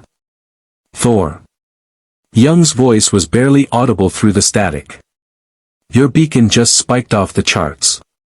What's happening? Thor tried to respond, but the connection with the entities had grown too strong. Information flooded through him, not words or images, but pure concept, raw understanding that bypassed language entirely. He saw how they perceived reality, not as discrete moments progressing linearly, but as a vast landscape where past, present, and future existed simultaneously. He felt their frustration at being trapped in the spaces between, unable to fully interact with the rich complexity of normal spacetime. And he saw their desperation. The dimensional barriers were strengthening, had been strengthening for eons. Whatever process governed the separation between realities was accelerating, making it harder and harder for them to reach across. Soon, they would be completely isolated, trapped forever in the void between dimensions where nothing truly existed. Unless they could find a way through. Thor understood their plight, felt genuine sympathy for their situation. But he also understood the threat they represented. Their mere presence destabilized reality. Every attempt they made to breach the barriers caused tears that could expand uncontrollably. To understand, to merge their existence with his. And in doing so, they would tear him apart on a fundamental level. Thor spun Mjolnir, building momentum despite the pain radiating from his arm. Lightning erupted from the hammer in a spherical wave, striking the tendrils and forcing them back. They recoiled, not from pain. Thor doubted they could feel pain as he understood it, but from the sheer incompatibility of energies. "I am sorry," Thor said, knowing the words couldn't be heard in vacuum but needing to say them anyway. "But I cannot let you through. Your existence and ours cannot coexist. Not like this. Not without preparation and understanding that will take time we do not have." He dove toward the main anomaly, Mjolnir leading. If he could reach the breach's center, the point where the dimensional barrier was thinnest, he might be able to force it closed. It would require everything he had, possibly more than he had, but the alternative was watching these entities tear destiny apart in their desperate attempt to communicate. The tendrils pursued him, dozens becoming hundreds. They filled the space around the anomaly like a forest of writhing energy, each one seeking to make contact, to bridge the impossible gap between their existence and his. Thor flew through them, dodging and weaving with aerial agility that would have been impossible for any craft. But even his Asgardian reflexes weren't fast enough to avoid them all. Tendrils brushed against his armor, his cape, his exposed skin. Each contact burned, each touch left marks that wouldn't heal normally. But he pressed on. Had to press on. The center of the anomaly loomed ahead, a point of absolute darkness. He let them see everything, not just his surface thoughts, but the core of who he was. His memories of Asgard, his love for his people, his fear for their survival. His loneliness in this strange reality, his determination to protect those who'd shown him hospitality.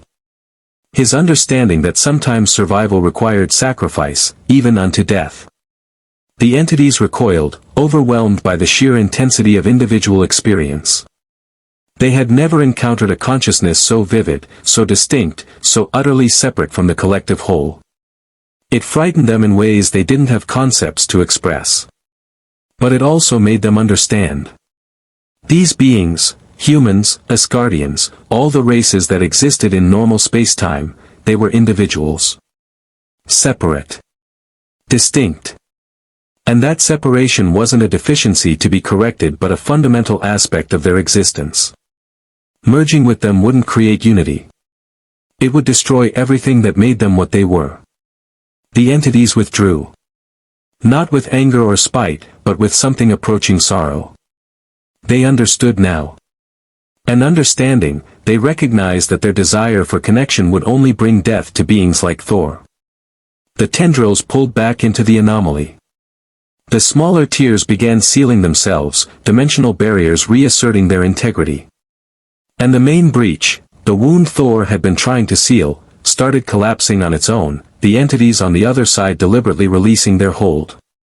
Thor felt the communication channel closing, but before it severed completely, one final concept reached him. Where all the impossible colors converged. Thor could feel the dimensional barrier there, stretched so thin it was nearly transparent.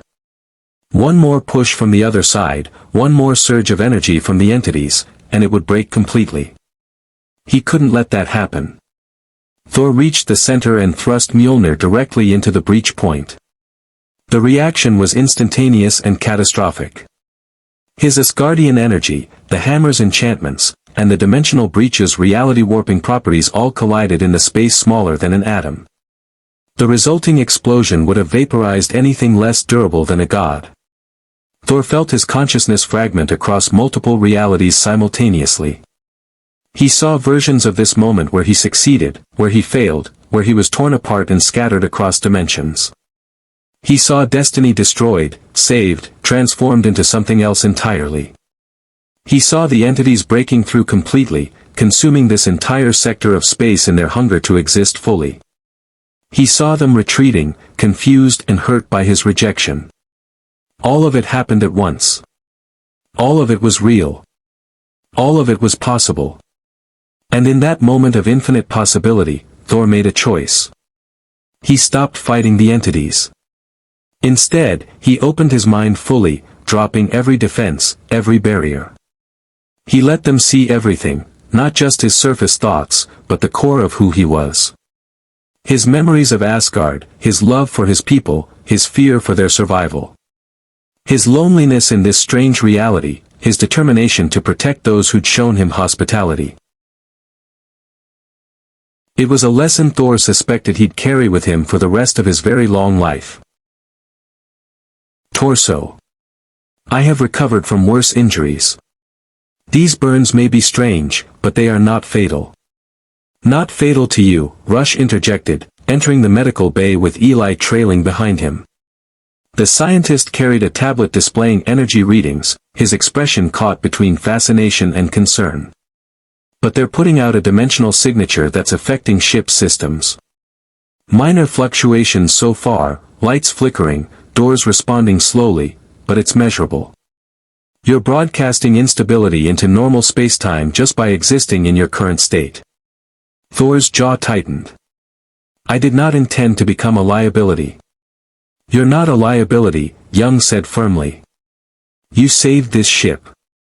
Those entities would have torn us apart if you hadn't made them understand. But Rush has a point. We need to understand what we're dealing with. Eli stepped forward, his tablet showing a three-dimensional model of one of Thor's dimensional burns. The weird thing is, these injuries exist in multiple states simultaneously.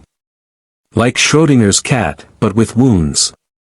They're healing and not healing at the same time, existing across probability states that shouldn't be able to overlap. Quantum superposition applied to physical trauma, Rush added. Fascinating from a theoretical standpoint. Potentially catastrophic if those probability states collapse incorrectly. Explain that in terms I can understand, Young demanded. Rush gestured at Thor. Right now, these burns exist in multiple possible states of severity. In one probability, they're minor and healing normally. In another, they're critical and spreading. In yet another, they never existed at all. His Asgardian physiology is somehow managing to maintain balance between these states, but if something disrupts that balance, the injuries could resolve into their worst possible state, TJ finished, understanding dawning. He could go from injured but stable to critical condition in an instant. Or he could spontaneously heal completely, Eli offered with forced optimism. Quantum mechanics works both ways. I will not gamble the ship's safety on quantum probability, Thor said. He forced himself to sit up despite TJ's protests, swinging his legs off the examination table. If my presence poses a risk, I should isolate myself in one of your cargo holds or in used sections. Minimize potential damage. That's not necessary, Young began, but Thor cut him off. Colonel, I have brought nothing but danger to your vessel since I arrived. The gate breach, the dimensional entities, and now this, he gestured at his ravaged torso, walking probability hazard. I will not add to your burdens by remaining in close proximity to your crew and critical systems. You're not isolating yourself like some kind of radioactive material, TJ said, her voice sharp with professional authority. You're a patient under my care, which means you follow my medical advice. And my advice is that you remain under observation in case your condition changes. The lieutenant is correct, Rush said, surprising everyone. At Young's questioning look, he continued, Thor represents a unique data point. The effects of dimensional exposure on an Asgardian physiology, the interaction between his natural energy signature and quantum instability, we need to monitor and document this. If anyone else gets injured by dimensional contact in the future, his recovery could provide the template for treatment. I'm not interested in using him as a lab rat, Young said. I'm not suggesting experimentation, Rush countered. I'm suggesting observation and analysis. There's a difference. Thor studied the faces around him, Young's protective concern, TJ's medical determination, Rush's scientific curiosity barely contained by ethics, and Eli's genuine worry mixed with fascination. Unknown, Rush admitted. The ancients built adaptive systems, but usually within defined parameters.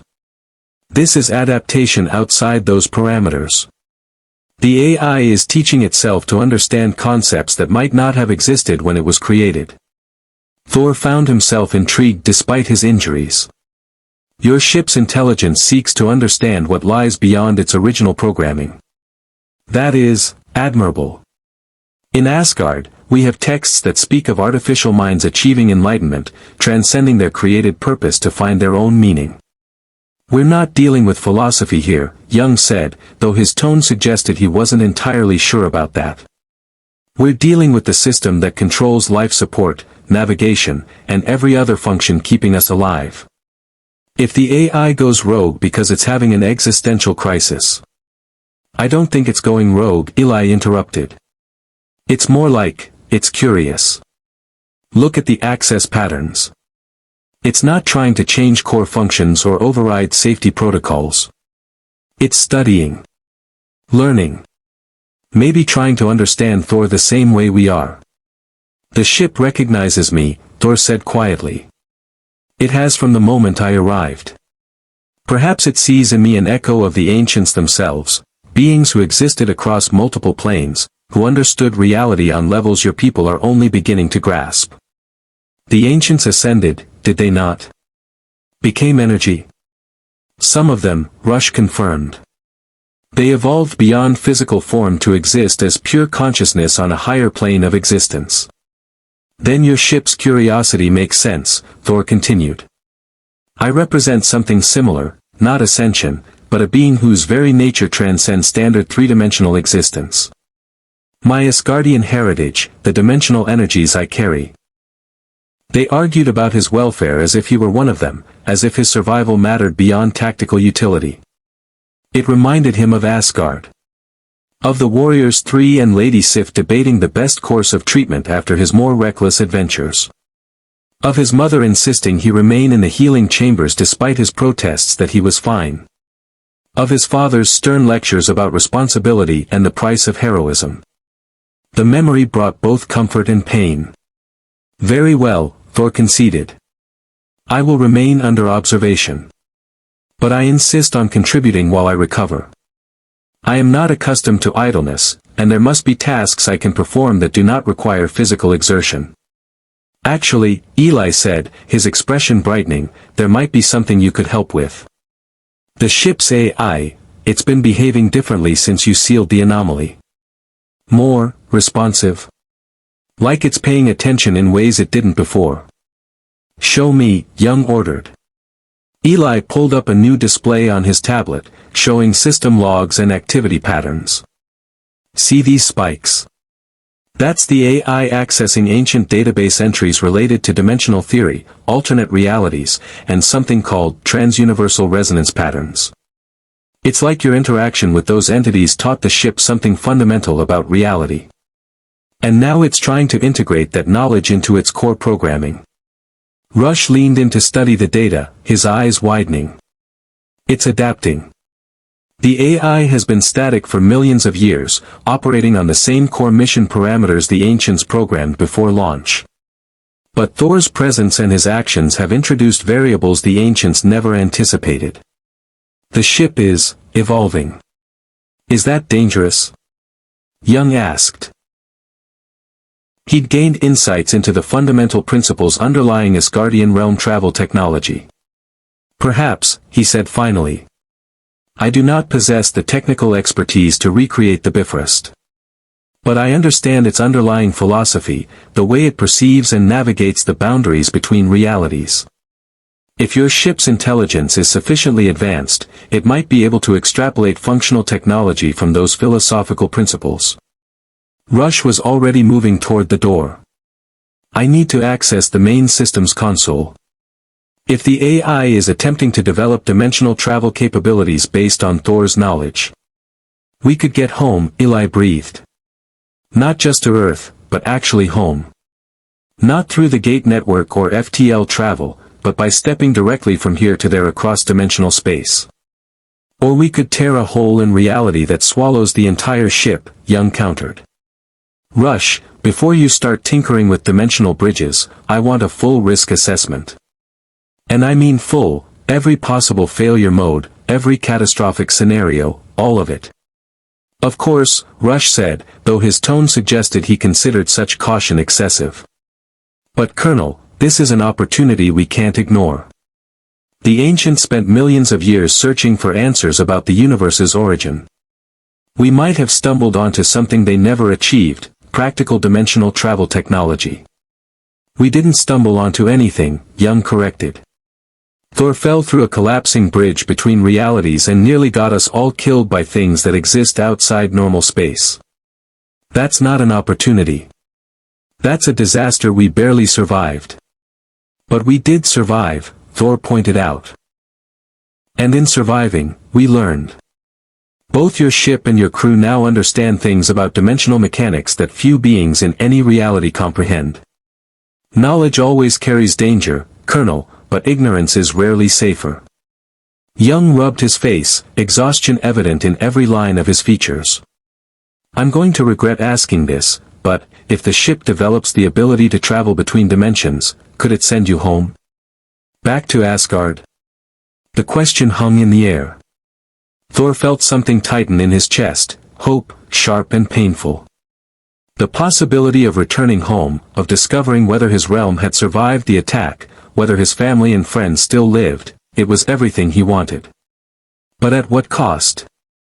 Even if such technology became available, Thor said slowly, I would not ask your ship to attempt it until I was certain the risks were understood and manageable. I have seen what happens when dimensional barriers are breached carelessly.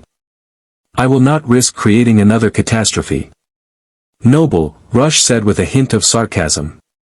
But also impractical. If the technology exists, someone will use it. Better that we understand and control it than let it develop unchecked.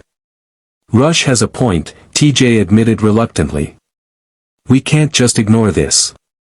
But we can be smart about it. Research, testing, safety protocols, all the things proper scientists do before jumping into the unknown. All the things that take time we might not have, Rush countered. Destiny operates on its own schedule, following a mission we don't fully understand toward a destination we can't predict. If the ship decides to pursue dimensional travel technology, it will do so regardless of our comfort level. Better to be involved in the process than locked out of it. Young looked at Thor. What do you think? You've got more experience with this than anyone else here. Thor met his gaze. In Asgard, when my father faced decisions involving powerful and dangerous knowledge, he would ask 3 questions. Can we control it? Can we contain it if we lose control? And does the potential benefit outweigh the certain risk? He paused. For dimensional travel technology in your ship's hands, I honestly do not know the answers to any of those questions. Then we find the answers, Young decided. But we do it carefully. Rush, you and Eli work with the ship's AI to understand what it's trying to develop. Document everything, run simulations, identify failure points. TJ, keep monitoring Thor's condition and the dimensional effects. If his injuries start affecting ship systems more severely, we may need to take additional precautions. And someone find me a cup of coffee strong enough to kill a lesser man, because I have a feeling we're in for several very long days. The group dispersed to their assignments, leaving Thor alone with TJ in the medical bay. The lieutenant ran another scan over his injuries, her expression troubled. Does it hurt? She asked quietly. Yes, Thor admitted. But pain is familiar. An old companion from a lifetime of battles. That's a very warrior-like way of saying you're suffering. Perhaps. But suffering with purpose is easier to bear than suffering without meaning. Thor looked down at the. It will do so regardless of our comfort level. Better to be involved in the process than locked out of it. Young looked at Thor. What do you think? You've got more experience with this than anyone else here. Thor met his gaze. In Asgard, when my father faced decisions involving powerful and dangerous knowledge, he would ask 3 questions. Can we control it? Can we contain it if we lose control? And does the potential benefit outweigh the certain risk? He paused. For dimensional travel technology in your ship's hands, I honestly do not know the answers to any of those questions. Then we find the answers, Young decided. But we do it carefully. Rush, you and Eli work with the ship's AI to understand what it's trying to develop. Document everything, run simulations, identify failure points. TJ, keep monitoring Thor's condition and the dimensional effects. If his injuries start affecting ship systems more severely, we may need to take additional precautions. And someone find me a cup of coffee strong enough to kill a lesser man, because I have a feeling we're in for several very long days. The group dispersed to their assignments, leaving Thor alone with TJ in the medical bay. The lieutenant ran another scan over his injuries, her expression troubled. "Does it hurt?" she asked quietly. "Yes," Thor admitted. "But pain is familiar. An old companion from a lifetime of battles." "That's a very warrior-like way of saying you're suffering." "Perhaps. But suffering with purpose is easier to bear than suffering without meaning." Thor looked down at the dimensional burns marking his flesh. "These injuries were earned protecting your ship and crew. That gives them meaning, and meaning makes them bearable." TJ sat down beside the examination table, her professional mask slipping to reveal genuine compassion. "You miss them, don't you? Your people." "Every moment," Thor said simply. "The not knowing is worse than any wound. I dream of Asgard burning, of my father falling, of my brother." He stopped, the words catching in his throat. "I dream of arriving too late to save any of them." "We'll find a way to get you home," TJ said. "Or at least find out what happened. If this dimensional travel technology works, then I will face whatever truth awaits me in Asgard," Thor finished. "But I will not do so at the expense of this crew's safety. You have all shown me hospitality, friendship even, despite the chaos my arrival brought. I owe you more than I can repay." "You've already repaid it," TJ said. "Multiple times. Now rest. Let your impossible biology do its thing and heal those quantum probability wounds or whatever they are." Thor smiled despite the pain. "You have a gift for making the impossible sound routine, Lieutenant. On Destiny, routine is impossible and the impossible is routine. You'll get used to it." Thor settled back onto the examination table, closing his eyes. Around him, the ship hummed with its ancient systems, processing knowledge it had never possessed before, adapting to variables its creators had never anticipated. The ability to survive in vacuum and interact with entities from beyond reality, all of this suggests I operate on principles the ship was designed to study. The implications settled over the medical bay like a heavy blanket. The ship wasn't malfunctioning or going rogue. It was doing exactly what the ancients had designed it to do, seeking knowledge about the fundamental nature of the universe. And Thor, through sheer cosmic accident, had become the most significant discovery in its millions of years of operation. "So what does it want?" TJ asked. "The AI. What's it trying to learn from Thor?" "How to bridge dimensions safely," Rush said, the realization evident in his voice. Thor mentioned the Bifrost, a technology that allows controlled travel between realities without tearing them apart. The ancients could ascend, could exist across multiple planes, but they never developed a reliable method for physically transporting matter between dimensions. They had to evolve beyond physicality first. "But the Bifrost does it routinely," Eli added, excitement building. "It moves physical beings across dimensional boundaries without destroying them or causing catastrophic breaches. That's exactly the kind of knowledge the ancients would have wanted. And now the ship thinks it can learn that knowledge from studying me," Thor said. "Can it?" Young asked bluntly. Thor considered the question carefully. His understanding of the Bifrost was practical rather than theoretical. He knew how to use it, not necessarily how it worked at the deepest levels. But during his contact with the dimensional entities, during those moments when he'd been connected to forces beyond normal comprehension, somewhere in those vast databanks, an artificial intelligence was learning to see reality the way an Asgardian did, as something fluid, navigable, full of pathways between worlds that waited to be discovered. And Thor wondered if that knowledge would prove to be salvation or damnation for them all. Actually navigated dimensional currents, it's working blind. Which brings us back to the fundamental question, Young said. Do we actually want to pursue this? Thor, you've seen what happens when dimensional barriers are breached improperly. You fought things that nearly destroyed this ship. And now you're suggesting we deliberately experiment with the same forces in a region of space that's already damaged. Thor met his gaze steadily. I am suggesting that the alternative, allowing the ship to proceed without guidance, is more dangerous than careful, controlled experimentation. The AI will not stop because we are uncomfortable. It has a mission, and it has decided that dimensional research furthers that mission. We can either participate or be passengers. The observation deck fell silent except for the ever-present hum of Destiny's systems. Young looked to each of his officers in turn, Rush eager, Eli uncertain but intrigued, TJ worried, Greer watchful and ready to respond to whatever decision was made.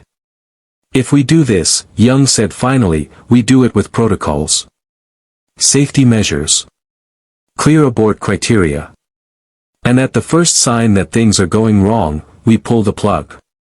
No arguments, no, just one more test. Clear. Clear, Thor agreed. Rush, Eli, work with Thor to develop a testing framework. Start small.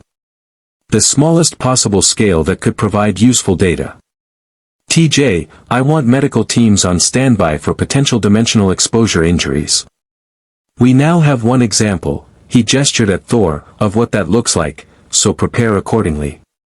Greer, security protocols for the testing area. If something comes through during experiments, I want it contained immediately. Orders given, the team dispersed.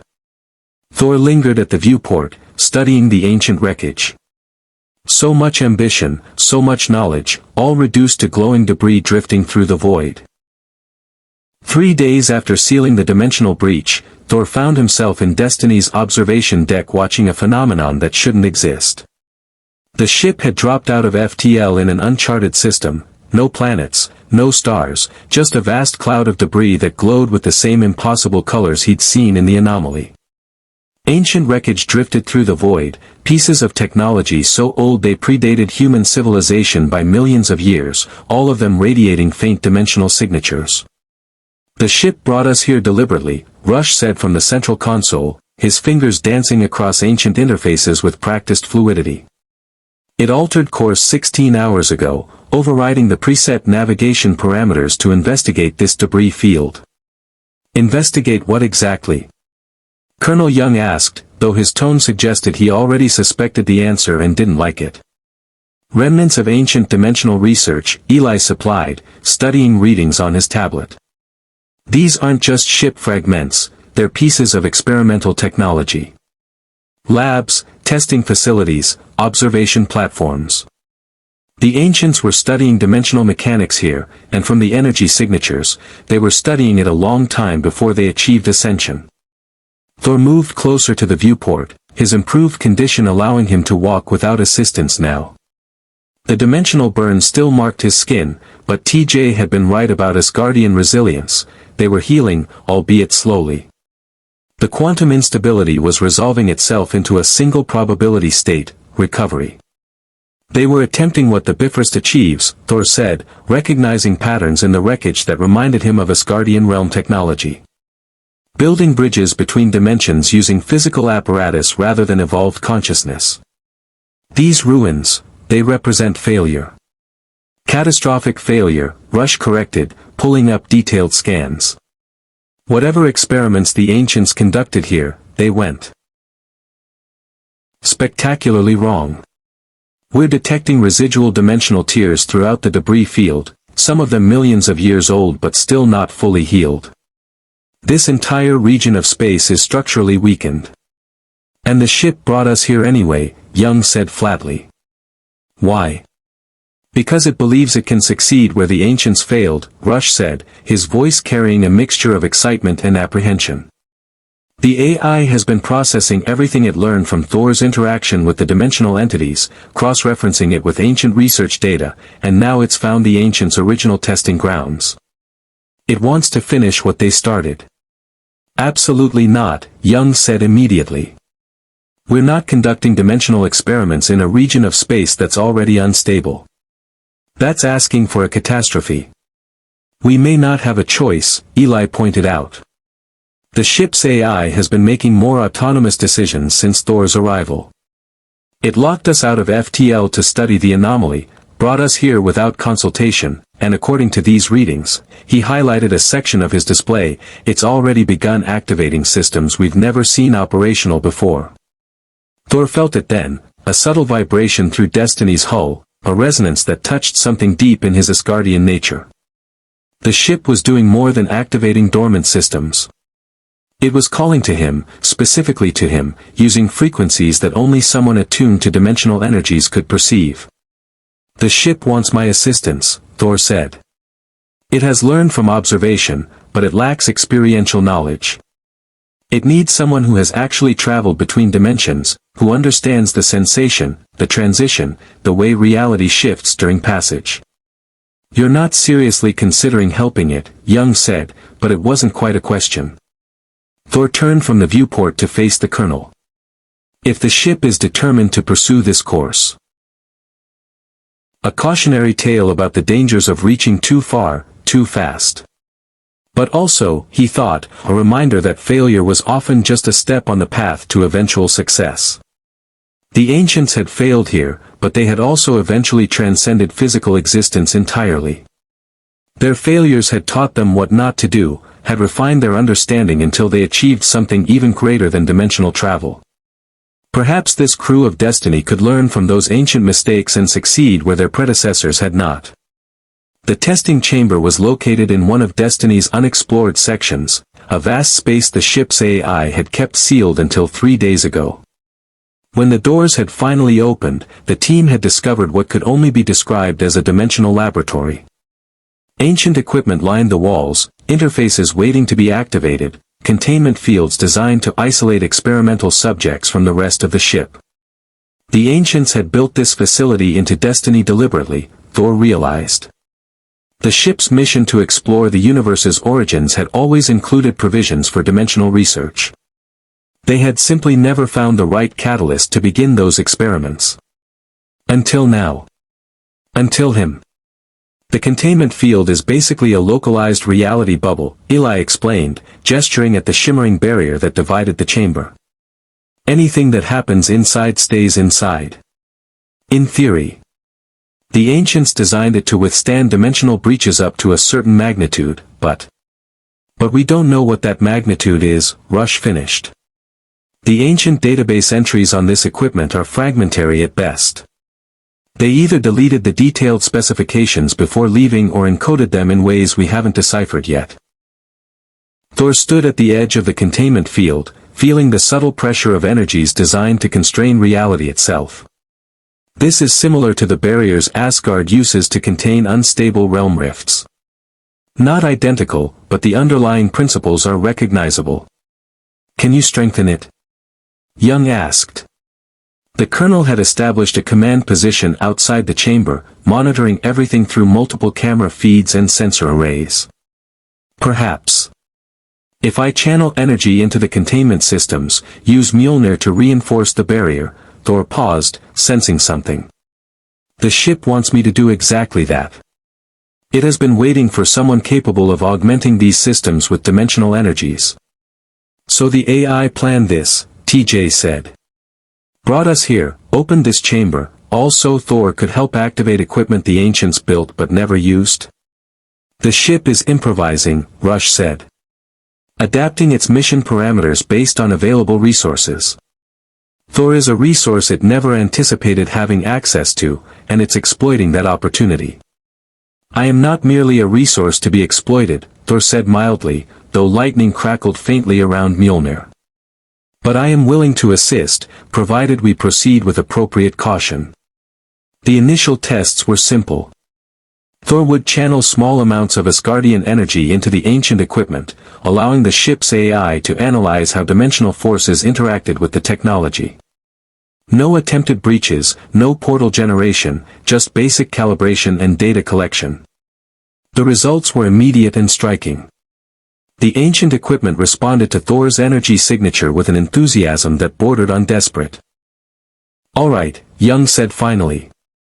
We've confirmed the equipment can handle Thor's energy output and that the containment field is stable. What's the next step? We attempt to generate a controlled microbreach, Rush said. Nothing that would allow passage, just a tiny tear in dimensional barriers that we can immediately seal. Enough to prove the concept works without risking catastrophic failure. How tiny is tiny? TJ asked. Smaller than a pinprick, Eli assured her. Barely enough to register on our sensors. If the containment field holds and we can close it cleanly, then we know the fundamental approach is sound. Thor studied the assembled equipment, his Asgardian senses mapping the flow of energies and the potential consequences. I can attempt this. But understand, once a dimensional breach is created, even a microscopic one, there is a brief window where things from the other side might try to take advantage. The entities we encountered before, they will feel this. They will know we are deliberately testing the barriers. Will they attack? Greer asked, his hand unconsciously moving toward his sidearm. Not attack, Thor said. But they will, observe. Probe. Test our defenses. They are curious by nature, and we will have announced our presence deliberately this time, not through accident. Young considered this, weighing risks against potential gains. If they just observe, we can live with that. But at the first sign of hostile action, I will seal the breach immediately, Thor promised. You have my word. Parted. The breach was infinitesimal, smaller than an atom, existing for less than a second before Thor sealed it again. But in that brief instant, something looked through from the other side. Thor felt its attention like a searchlight sweeping across his consciousness. The dimensional entities, sensing the deliberate breach, rushing to investigate. They pressed against the sealed barrier, not hostile but intensely curious. Why had the boundaries been opened? What did it mean? Were the three-dimensional beings attempting communication again? Thor sent a pulse of energy through the sealed breach point, not words, but intent. We are learning. We mean no harm. Please do not interfere. The response was immediate, confusion, uncertainty, but also, approval. The entities seemed to understand that this was different from the accidental breaches. This was controlled, deliberate, respectful of the boundaries even while testing them. They withdrew their attention, returning to the spaces between dimensions. But Thor felt their awareness lingering at the edges, watching with what he could only interpret as interest. Breach created and sealed successfully, Rush announced, his voice tight with barely contained excitement. Duration, 0.7 seconds. Size, approximately 10 to the negative 15th meters. No destabilization of surrounding spacetime. Thor, your readings spiked during the breach but returned to baseline immediately afterward. This worked. It actually worked. Interfaces lit up throughout the chamber, displaying information in a flowing ancient script. Containment field strengthened and stabilized. Power distribution networks that had been dormant for millions of years suddenly came online. It's like the equipment was sleeping, Eli breathed, watching his readout spike. Waiting for someone who could speak its language. Not language, Thor corrected, feeling the connection between himself and the ancient technology deepen. Recognition. These systems were designed to respond to beings who naturally manipulate dimensional energies. The ancients built them expecting that either they themselves, after achieving greater understanding, or beings similar to Asgardians would eventually operate them. Rush was frantically recording everything, his scientific excitement overwhelming his usual cynicism. The implications are staggering. The ancients didn't just build a ship to explore the universe. They built a ship that could adapt to whoever or whatever it encountered, that could incorporate new forms of knowledge and capability into its core functions. Destiny is not just a vessel, Thor agreed. It is a student. A perpetual learner seeking to understand everything, regardless of where that understanding comes from. The tests progressed over the next several hours. Thor increased the energy output gradually, allowing the ancient systems to acclimate to Asgardian dimensional signatures. The containment field grew stronger with Each iteration, until it resembled the reality barriers Heimdall maintained around Asgard's most dangerous prisoners. Preparations took another hour. Thor positioned himself at the center of the containment field, Mjolnir held ready. Ancient equipment hummed around him, building charge, preparing to channel energies that would tear a hole in reality itself, briefly, microscopically, but deliberately. Power levels are optimal, Rush reported. Containment field at maximum strength. All safety protocols active. Thor, you're cleared to proceed. Thor took a breath, centering himself. He had traveled between dimensions countless times via the Bifrost, but he had never actually created the passage himself. That had always been Heimdall's role, the gatekeeper who commanded the Rainbow Bridge. Now, in this moment, Thor would have to become his own gatekeeper. He called upon his divine heritage, letting the power that defined him as Asgardian flow through Mjolnir. But instead of directing it outward in lightning and thunder, he focused it inward, into the ancient equipment, letting the technology amplify and refine his energy. The machines responded eagerly, taking his raw power and transforming it into something more precise, more controlled. Thor felt the dimensional barrier begin to thin. Not breaking, not yet, but stretching like fabric pulled tight. He pushed carefully, aware that too much force would tear it completely open. The ancient technology guided his efforts, providing feedback, helping him calibrate the exact amount of pressure needed. And then, with a sensation like paper tearing in slow motion, Young let out a breath he'd been holding. No hostile contact. No entities trying to break through. They noticed, Thor said, but they did not interfere. I believe they understand now that we are attempting to learn safely rather than carelessly endangering dimensional barriers. So we've established proof of concept, Eli said, grinning despite his obvious nervousness. We can create controlled breaches, seal them cleanly, and do so without triggering catastrophic responses from the other side. Which means the next question, Young said, his expression serious, is what do we do with this capability? We've proven it's possible. Where do we go from here? Thor deactivated Mjolnir's energy flow, allowing the ancient equipment to power down. The chamber dimmed as systems entered standby mode, but the sense of potential remained. They had opened a door, briefly, carefully, and proven that it could be done safely. The implications stretched before them like an uncharted ocean. We could establish actual communication with the dimensional entities, Eli suggested. Not through accident or crisis, but through deliberate, controlled contact. Maybe learn about their reality, share knowledge. We could map dimensional weak points, Rush added. Identify safe pathways for potential travel. Build on what the ancients started but with the benefit of Thor's intuitive understanding. We could find a way home, TJ said quietly. Not just for Thor, but for all of us. A direct path from here to Earth that doesn't require years of gate travel. Or we could stop while we're ahead, Greer countered. Seal this chamber, lock away the technology, and never touch it again. Sometimes the smart play is knowing when you've pushed your luck far enough. All eyes turned to Thor. He realized they were waiting for his opinion, respecting his experience and judgment in matters beyond their expertise. In Asgard, Thor said slowly, there is a saying, knowledge without wisdom is a blade without a hilt, dangerous to wield, impossible to control. We have gained knowledge today. But wisdom requires time, contemplation, understanding of consequences. I suggest we do not make hasty decisions about what comes next. Agreed, Young said. We take time to analyze what we've learned, run more tests if needed, and make deliberate choices about how to proceed. This technology isn't going anywhere, and neither are we for the moment. Rush, compile a comprehensive report. Eli, theoretical projections for potential applications. Thor, get some rest, those dimensional burns are still healing, and you just channeled more energy than you probably should have. The team dispersed, leaving Thor alone in the dimming chamber.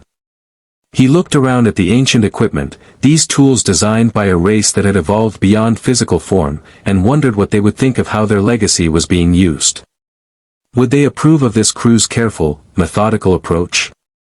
Or would they be frustrated by the caution, eager to push faster toward breakthrough discoveries? Thor suspected the ancients would understand. After all, the wreckage floating outside Destiny was proof that even they had known the value of learning from failure before attempting success. The ship hummed around him, processing the data from their successful test, already planning the next steps in its eternal mission to understand the universe's deepest mysteries. And Thor, once again, found himself at the center of forces beyond any single being's control, trying to guide events toward the best possible outcome. Just like home. The alarm started at 0342 hours, ship's time. Thor was in his assigned quarters, a small space the crew had cleared for him near the observation deck, when the klaxons began wailing. He was on his feet instantly, Mjolnir in hand, armor donned with the practiced efficiency of a warrior who had responded to countless midnight emergencies. The corridors were chaos. Crew members rushed to stations, some still pulling on uniforms, others already at their posts coordinating responses. The emergency lighting bathed everything in harsh red, and the ship's systems were emitting sounds Thor had never heard before, deep, resonant tones that suggested something fundamental had gone wrong. Thor. Greer appeared from a side corridor, his P-90 up and ready. Colonel needs you on the bridge immediately. We've got a situation. What kind of situation? Thor asked, already moving. The kind that involves dimensional breaches opening all over the ship, Greer said grimly. Multiple locations. Dozens of them. Thor's blood went cold. The entities from beyond. No. At least, not yet. These breaches are small, unstable, and they're not coming from outside. They're originating inside Destiny itself. They reached the bridge to find organized pandemonium. Every station was occupied, displays showing ship schematics marked with glowing red indicators representing breach points. Rush and Eli were at the Master Systems console, their fingers flying across ancient interfaces while they shouted updates to Young, who stood at the command position looking like he hadn't slept in days. Report, Young ordered as Thor and Greer entered. 17-dimensional breaches confirmed, Scott said from the tactical station. Sizes ranging from microscopic to approximately 1 meter in diameter. They're appearing randomly throughout the ship, cargo bays, crew quarters, engineering spaces. No pattern we can identify. Casualties? Young demanded. None so far, TJ reported from the medical station. But that's luck more than anything. One breach opened 10 meters from a populated crew area. If it had been closer. The containment field in the testing chamber is still intact, Rush interrupted. Whatever's causing this, it's not emanating from our controlled experiments. The energy signatures are different. Then where is it coming from? Young looked at Thor. You said opening that microbreach might attract attention. Is this the entities responding? Thor moved to the nearest display, studying the distribution of breach points. His Asgardian senses were screaming warnings, detecting dimensional instabilities throughout the ship. But Rush was right, these weren't the same as the anomaly they'd encountered before. These were wrong, somehow. Chaotic. This is not the dimensional entities, Thor said. Their breaches are controlled, purposeful. These are random, scattered. They feel more like, he stopped, realization dawning with horrifying clarity. They are aftershocks. Aftershocks from what? Eli asked. From everything we have done, Thor said. The initial breach when I arrived. The gate incident. The anomaly I sealed. The experimental breach we created in the testing chamber. Each time we have interacted with dimensional barriers, we have created stress in the fabric of reality. And now, that stress is releasing. Like earthquakes after a major seismic event, Rush said, understanding. We've been bending and stressing dimensional barriers repeatedly, and now reality is snapping back. The breaches are the universe's way of relieving that accumulated tension. Can we stop it? Young asked. Unknown, Rush admitted. The ancient database has references to dimensional resonance cascades, events where multiple breaches trigger each other in a chain reaction. But the entries are incomplete, and most of them end with warnings about catastrophic failure. Another alarm sounded. More breach points appeared on the display, these ones larger than before. They're growing, Scott reported. And multiplying. We're up to 23 breaches now, and the rate of new formations is accelerating. The cascade has begun, Thor said. Each new breach destabilizes reality further, making it easier for more breaches to form. If we do not stop this soon, the entire ship will be torn apart from the inside out. Options? Young demanded, looking between Thor and Rush. We could try to seal them individually, Rush suggested. Use the same technique Thor employed with the gate breach. Force incompatible energies into each breach point until they collapse. There are too many, Thor said. And more forming every minute. I cannot be in multiple locations simultaneously, and sealing each one would take time we do not have. We need a different approach. What about the testing chamber equipment? Eli suggested. Could we use it to generate some kind of counterfield? Something that stabilizes dimensional barriers throughout the ship. The equipment was designed for localized effects, Rush said. Extending its influence to the entire vessel would require massive power allocation and modifications we don't have time to implement. Then we find the source of the instability and neutralize it there, Thor said. Every cascade has an origin point, a location where the accumulated stress is greatest. If we can identify and stabilize that point, the secondary breaches should resolve on their own.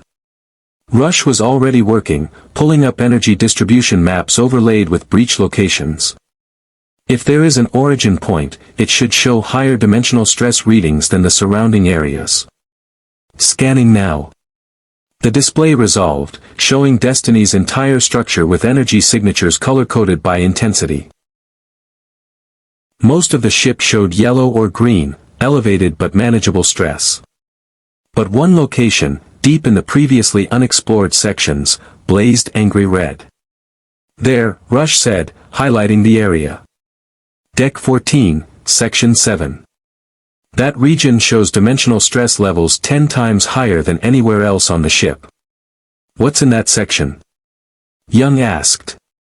According to the ship's schematics, it's designated as auxiliary system storage. But, Rush frowned at his readings. The power consumption doesn't match storage. There's something active down there, something drawing significant energy. The ship's AI, Eli said. It must have activated something in that section. Something related to the dimensional research. Or something that's been active all along, Thor said, waiting for the right conditions to manifest. The ancients built this vessel with redundancy and hidden functions. What if they installed failsafes designed to activate when dimensional experiments went wrong? That would be helpful if the failsafe was actually working, TJ pointed out. But if it is working and we're still getting breaches everywhere, then it is malfunctioning, Thor finished. Or functioning in ways we do not understand. Another cluster of alarms. The breach count had reached 37. We're running out of time, Young said. Thor, Greer, Scott, get down to Section 7. Find whatever's causing this and shut it down. Rush, Eli, coordinate from here and guide them through any ancient tech they encounter. Everyone else, evacuation protocols for areas near breach points. If people can't be safe on this ship, at least minimize exposure. Colonel, Thor said, I suggest you allow me to go alone. If the origin point is as unstable as these readings suggest, having other people present will only increase the danger. Not happening, Young said flatly. We don't split the party in crisis situations. Greer and Scott go with you, and that's final. Thor recognized the tone. Young was exercising command authority, and arguing would waste precious time. As you command. But I ask that Sergeant Greer and Lieutenant Scott maintain distance unless I call for assistance. What we may face at the origin point. We'll play it smart, Greer assured him. But you're not facing it alone. That's what teams are for. They armed quickly, Greer and Scott with P-90s and sidearms, Thor with Mjolnir and the confidence that came from 15 centuries of combat experience. The journey to Deck 14 took them through sections of destiny that felt increasingly wrong. The walls hummed with dissonant frequencies. The air tasted of ozone and something else, something that didn't belong in normal reality. And the breaches. They passed 3 on the way down, each one a tear in space displaying impossible colors and angles that hurt to perceive directly. Greer and Scott gave them wide berth, but Thor could feel the pull of each breach, the way they reached for his Asgardian energy signature like drowning men grasping for lifelines. They want to stabilize, Thor observed as they bypassed the 3rd breach. These tears are not naturally occurring. They are the ship's systems attempting to relieve dimensional pressure, but doing so incorrectly. Like a pressure valve releasing too much, too fast, Scott said. Precisely. What we need is controlled release, not catastrophic venting. Section 7's entrance was sealed. The ancient door mechanism displaying warning symbols Thor had learned to recognize during his time aboard Destiny. Danger. Containment. Do not enter without authorization. The AI sealed this area deliberately, Rush's voice crackled through their radios. You'll need to override the lockout. Thor, there should be a control interface to the right of the door. Thor found it, a panel covered in ancient script that glowed faintly when he touched it. The symbols shifted under his fingers, rearranging themselves into patterns that suggested questions rather than commands. The ship's intelligence was asking him something, seeking confirmation that he understood the risks of proceeding. It wants to know if I am certain, Thor said. If I comprehend the danger beyond this door. What do you tell it? Young asked over the comm. Thor pressed his palm flat against the interface, letting his Asgardian energy signature serve as his answer. The ship knew what he was, knew he had survived dimensional exposure that would kill humans instantly. If anyone aboard Destiny could face what lay beyond this door, it was him. The door irised open, revealing darkness punctuated by pulsing lights of wrong colors. The dimensional stress was immediately overwhelming, Thor felt it pressing against his consciousness like physical weight. Greer and Scott both stumbled, their expressions showing disorientation and nausea. Stay here, Thor ordered. This environment is too unstable for human physiology. I will proceed alone. Thor, Greer began, but another wave of dimensional pressure cut him off. The sergeant went to one knee, fighting to stay conscious. The cascade to continue until the accumulated breaches tear Destiny apart. That outcome is guaranteed destruction. Another alarm echoed through the comm, more breaches forming, growing larger, beginning to merge with each other. The cascade was accelerating toward terminal failure. How long do we have? Young asked. Minutes, Rush said grimly. Maybe 10, maybe less. The cascade is entering exponential growth phase. Soon the breaches will become self-sustaining, and nothing will be able to stop them. Thor stood before the dimensional anchor, Mjolnir in hand, facing a choice that would determine the fate of everyone aboard this ship. Attempt the repair and risk catastrophic dimensional translocation. Or allow the cascade to continue and guarantee destruction. In Asgard, they told stories about moments like this. About warriors facing impossible odds, making decisions with incomplete information, choosing between certain death and uncertain survival. The sagas always made such moments seem heroic, dramatic, meaningful. The reality was lonelier. More uncertain. More human, despite Thor's divine heritage. Colonel Young, Thor said, I cannot promise success. I cannot even promise survival. But I can promise this, I will do everything in my power to protect this crew and this vessel. Whether that leads to salvation or damnation, we shall discover together. Do it, Young ordered. Whatever happens, we face it as a crew. Thor, thank you. For everything. Thor raised Mjolnir. "That is an order, Sergeant," Thor said, borrowing Young's command voice. "Guard this entrance. Ensure nothing follows me out. But do not enter unless I call for aid." He stepped through before they could argue further. The door sealed behind him with a finality that suggested it might not open again without outside intervention. Section 7 was a cathedral of impossible geometry. The walls curved in directions that defied three-dimensional space. Walkways extended into darkness at angles that should have been vertical but somehow remained horizontal. And at the center of it all, suspended in a sphere of crackling energy, was a device Thor recognized from Asgardian legends. A dimensional anchor. The ancients had built their own version of the technology Asgard used to stabilize the 9 realms, the machinery that kept dimensional barriers from collapsing even when stressed by frequent Bifrost use. But this anchor was damaged, its containment systems compromised, its stabilizing field fluctuating wildly between frequencies. It was trying to stabilize Destiny's dimensional stress, but in its damaged state, it was creating more problems than it solved. Each pulse of its stabilizing field tore new breaches rather than sealing existing ones. It was like trying to repair a torn sail by pulling the fabric tighter. The increased tension only created more tears. "I have found it," Thor transmitted. "The ancients installed a dimensional anchor in this section, but it is malfunctioning. It must be repaired or shut down." "Can you shut it down?" Rush asked. Thor approached the device carefully, studying its construction. "And on the other side?" On the other side, Thor saw home. Asgard. Not the Asgard of this reality, but his Asgard. The golden realm of the 9, shining in eternal sunlight, its rainbow bridge intact and functional, its palace towers reaching toward perfect skies. And standing at the foot of the Bifrost Observatory, as if waiting for him, was a figure Thor would recognize across infinite realities, Heimdall, guardian of the Asgardian gate, keeper of the rainbow bridge. The dimensional breach stabilized.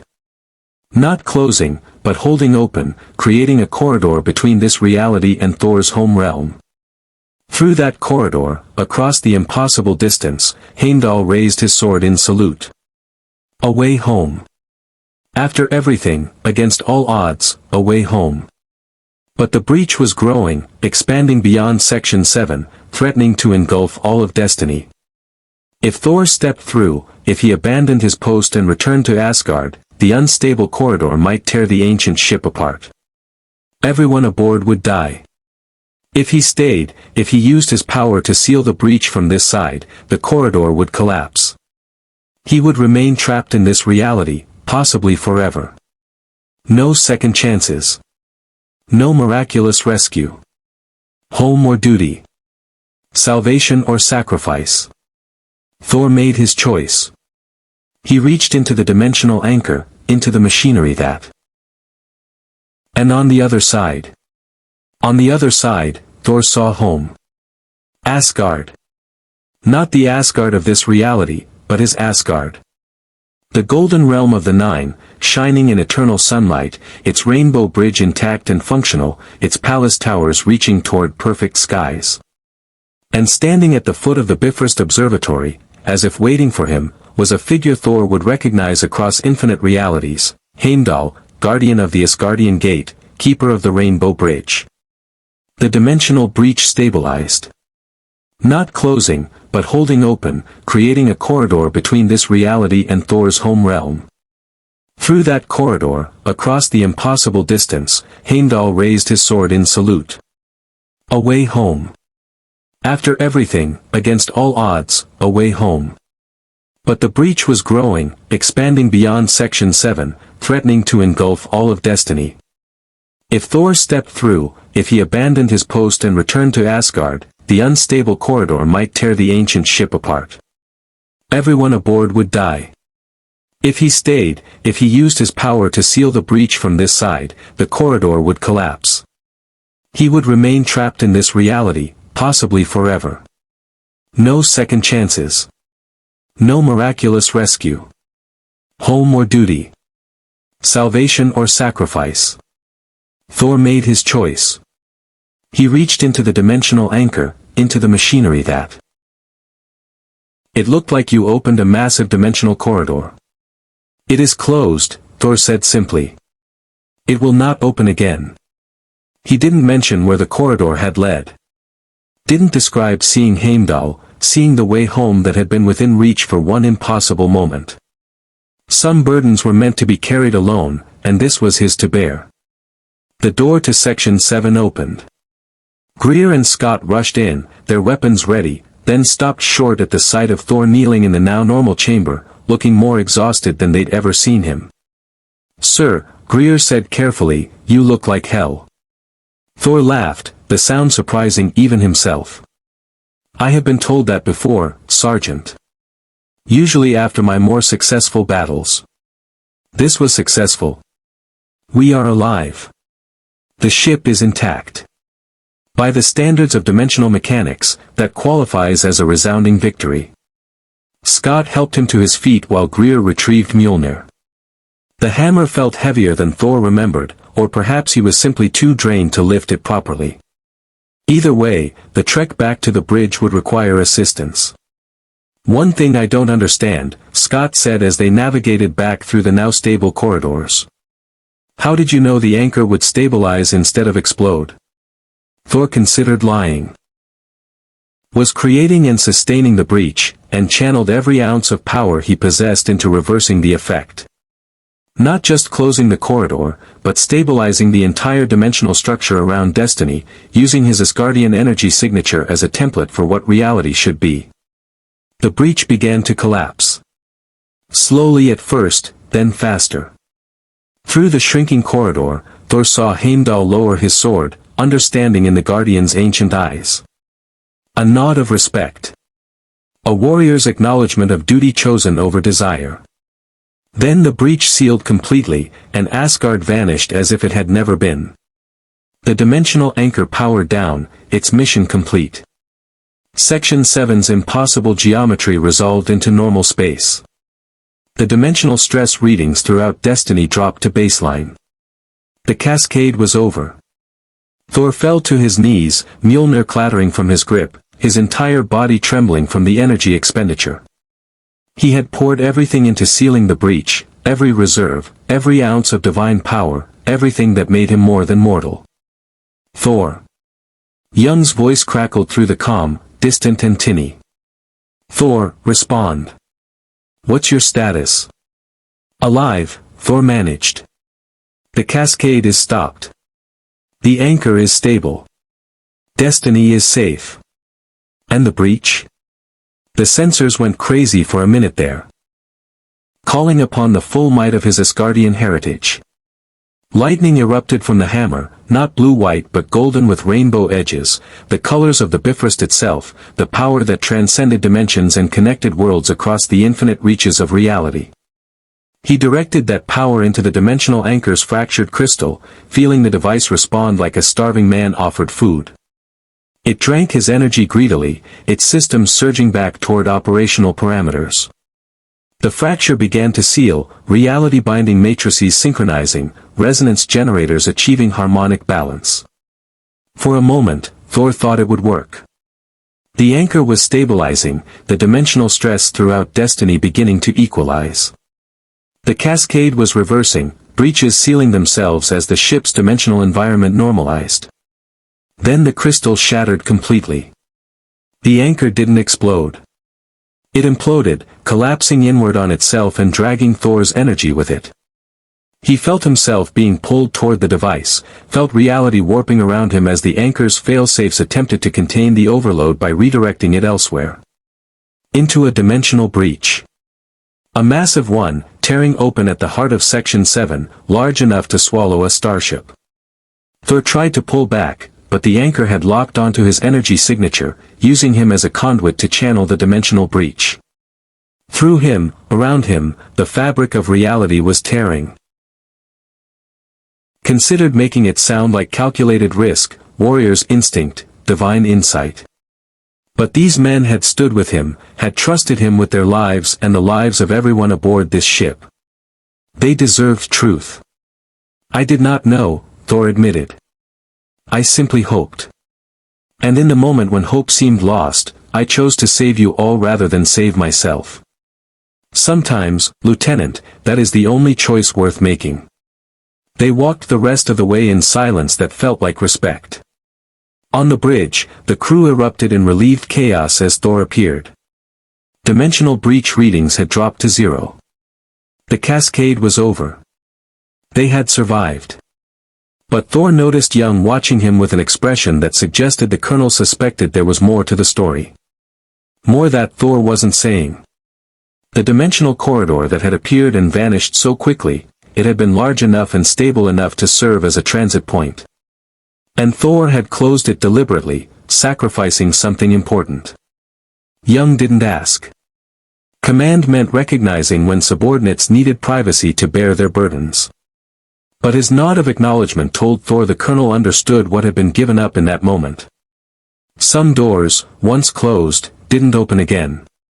Thor had sealed one such door today. And somewhere in another reality, Asgard continued without him, never knowing how close their lost prince had come to returning home. Thor gasped as the message faded, stumbling backward. TJ was at his side instantly, medical scanner already activated. What happened? Young demanded. It spoke to me, Thor said, his voice shaking slightly. The intelligence at the heart of that structure. It communicated directly, bypassing language, bypassing even thought. It says we are ready. Ready for what? Thor looked at Young, at Rush, at Eli and TJ and Scott and Greer and all the others who had become his companions across the vast darkness of space. To understand. To choose. To determine what comes next for this vessel and everyone aboard it. Explain that in clearer terms, Young ordered. Rush was staring at his console, his expression caught between terror and transcendence. The knowledge it's downloading, it's not just history or physics. It's instructions. Templates. Blueprints for technologies that could reshape reality itself. Dimensional travel, yes, but also matter manipulation on quantum scales. Energy generation that taps into the zero-point field. Communication across temporal barriers. Everything the ancients dreamed of achieving through ascension, offered as simple technological application. That's impossible, TJ said. Technology like that would make us gods. Not gods, Thor corrected. But it would elevate you to a level approaching what Asgardians possess naturally. The ability to move between realms, to manipulate fundamental forces, to exist beyond the limitations of three-dimensional space. He paused. The structure is offering you evolution. Not biological evolution like the ancients achieved through ascension, but technological evolution. The choice to become something more than human while remaining fundamentally human. And what does it want in return? Young asked, his command instincts recognizing that such gifts always came with prices. Step through and return to everything I thought I had lost. But you stayed, Young said. You sealed the breach instead. The corridor was unstable. If I had left it open, if I had passed through, the dimensional instability would have torn destiny apart. I could save myself or save your crew. Not both. Thor turned from the viewport to face Young directly. In Asgard, we have a concept, the price of the crown. It means that those who would lead, those who would be worthy of power and authority, must be willing to sacrifice their own desires for the greater good. I am a prince of Asgard, and though I am far from my realm, I remain bound by that principle. I'm sorry, Young said, and the sincerity in his voice was absolute. For what it's worth, I'm sorry you had to make that choice. Do not be, Thor said, managing a slight smile. I have gained much in exchange for what I lost. A new purpose. New allies. And the understanding that home is not always a place, sometimes it is simply the people one chooses to stand beside. Before Young could respond, the intercom crackled to life. Colonel Young to the bridge, Eli's voice announced, excitement barely contained. You need to see this. Both of you. They found the bridge in a state of controlled chaos. Every station was occupied, but instead of the usual tension that accompanied crisis situations, there was an atmosphere of anticipation. Rush stood at the Master Systems console with Eli, both of them studying displays that showed something. Energy patterns. Structural formations. Data that meant nothing to Thor's Asgardian senses. "Report," Young ordered. "The ship just dropped out of FTL," Rush said, his usual cynicism overwhelmed by something approaching wonder. "But not for a routine gate stop or refueling. Colonel. Destiny has reached its destination. The source of the signal it's been following." 2 weeks had passed since the dimensional cascade, and Destiny had settled into a new rhythm. The ship's AI had completed its analysis of the dimensional anchor incident, integrating the lessons learned into its vast database. The crew had repaired what damage they could, reinforced systems, and established new protocols for working with dimensional technologies. And Thor had recovered from the energy expenditure, his Asgardian physiology slowly rebuilding the reserves he'd depleted. But something fundamental had changed. Thor stood in the observation deck, watching as Destiny approached yet another galaxy, the ship's endless journey continuing as it had for millions of years. Beside him, Colonel Young nursed a cup of coffee that had long since gone cold. "Rush says the ship's learned more about dimensional mechanics in the past 2 weeks than the ancients discovered in millennia," Young said quietly. "Eli thinks we could actually build a functional dimensional transport system now. Not today, maybe not this year, but eventually." "And what do you think, Colonel?" Thor asked. Young was silent for a long moment. "I think we opened Pandora's box, and we're lucky we got the lid back on before everything escaped. I think we were hours away from losing the ship and everyone on it. And I think," he paused, studying Thor's reflection in the viewport, "you paid a price to save us that you haven't talked about." Thor didn't respond immediately. In the 2 weeks since the cascade, he deflected every attempt to discuss what he'd seen through that brief dimensional corridor. But Young deserved more than deflection. They all did. "I saw Asgard," Thor said finally. "When the corridor opened, it connected not to random dimensions but to my home realm. I saw the Bifrost intact, the Golden City standing proud. And I saw Heimdall, the guardian of our gates, waiting as if he had known I would find my way back." He took a breath. "I could have gone home, Colonel. I could have."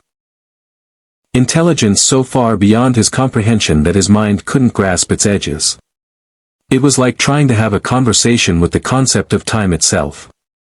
"It is aware of us," Thor said quietly. "That structure, it knows we are here. It has been waiting." "Waiting for what?" Scott asked. "For someone to arrive who could understand," Thor said. "The ancients launched Destiny to find this, but they never reached it themselves. They ascended, moved beyond physical form, before their ship could complete its journey. But the ship continued. For millions of years, it continued. And now it's calling to us," Eli finished. "The structure is transmitting directly to Destiny's systems. Not in ancient language or any code we recognize. It's pure information, downloading directly into the ship's database." Rush's fingers flew across the console. "It's teaching us. Showing us how the universe began, how reality itself formed from quantum fluctuations in the void. The fundamental equations that govern existence. Knowledge the ancients spent millions of years seeking, and it's just giving it to us." "Why?" Young asked the question they were all thinking.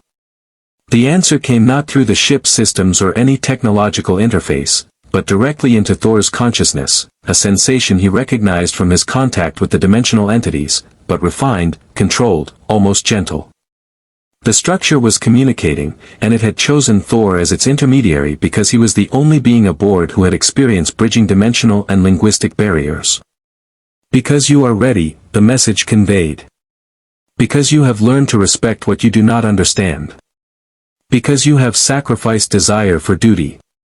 Because you, children of multiple realities, represent the next step.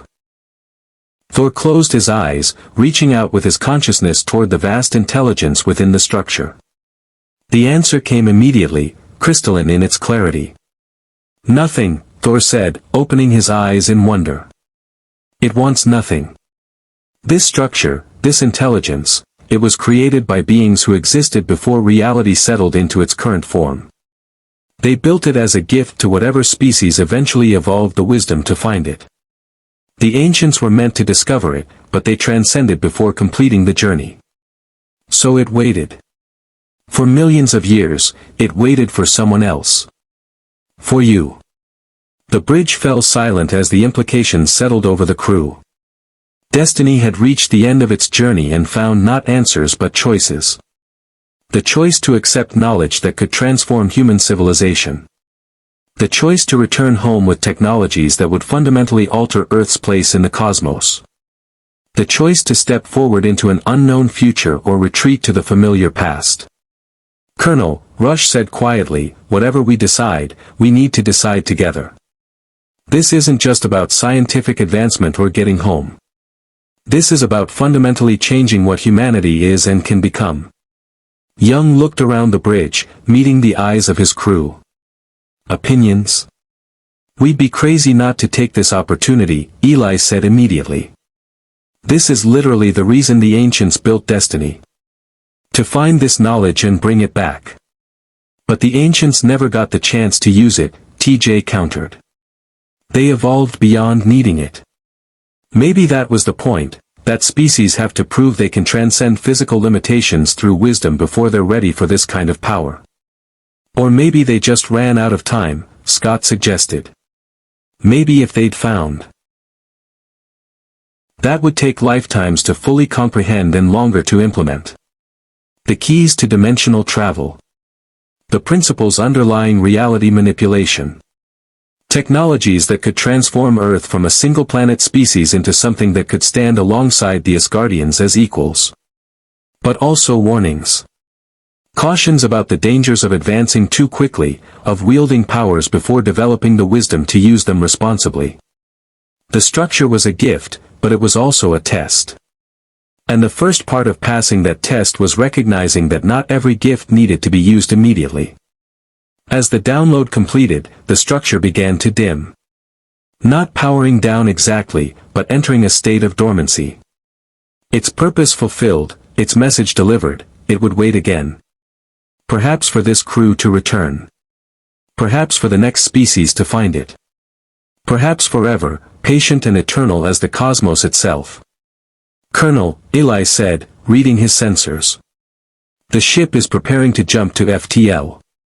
Course heading, it's pointing toward home. Toward Earth.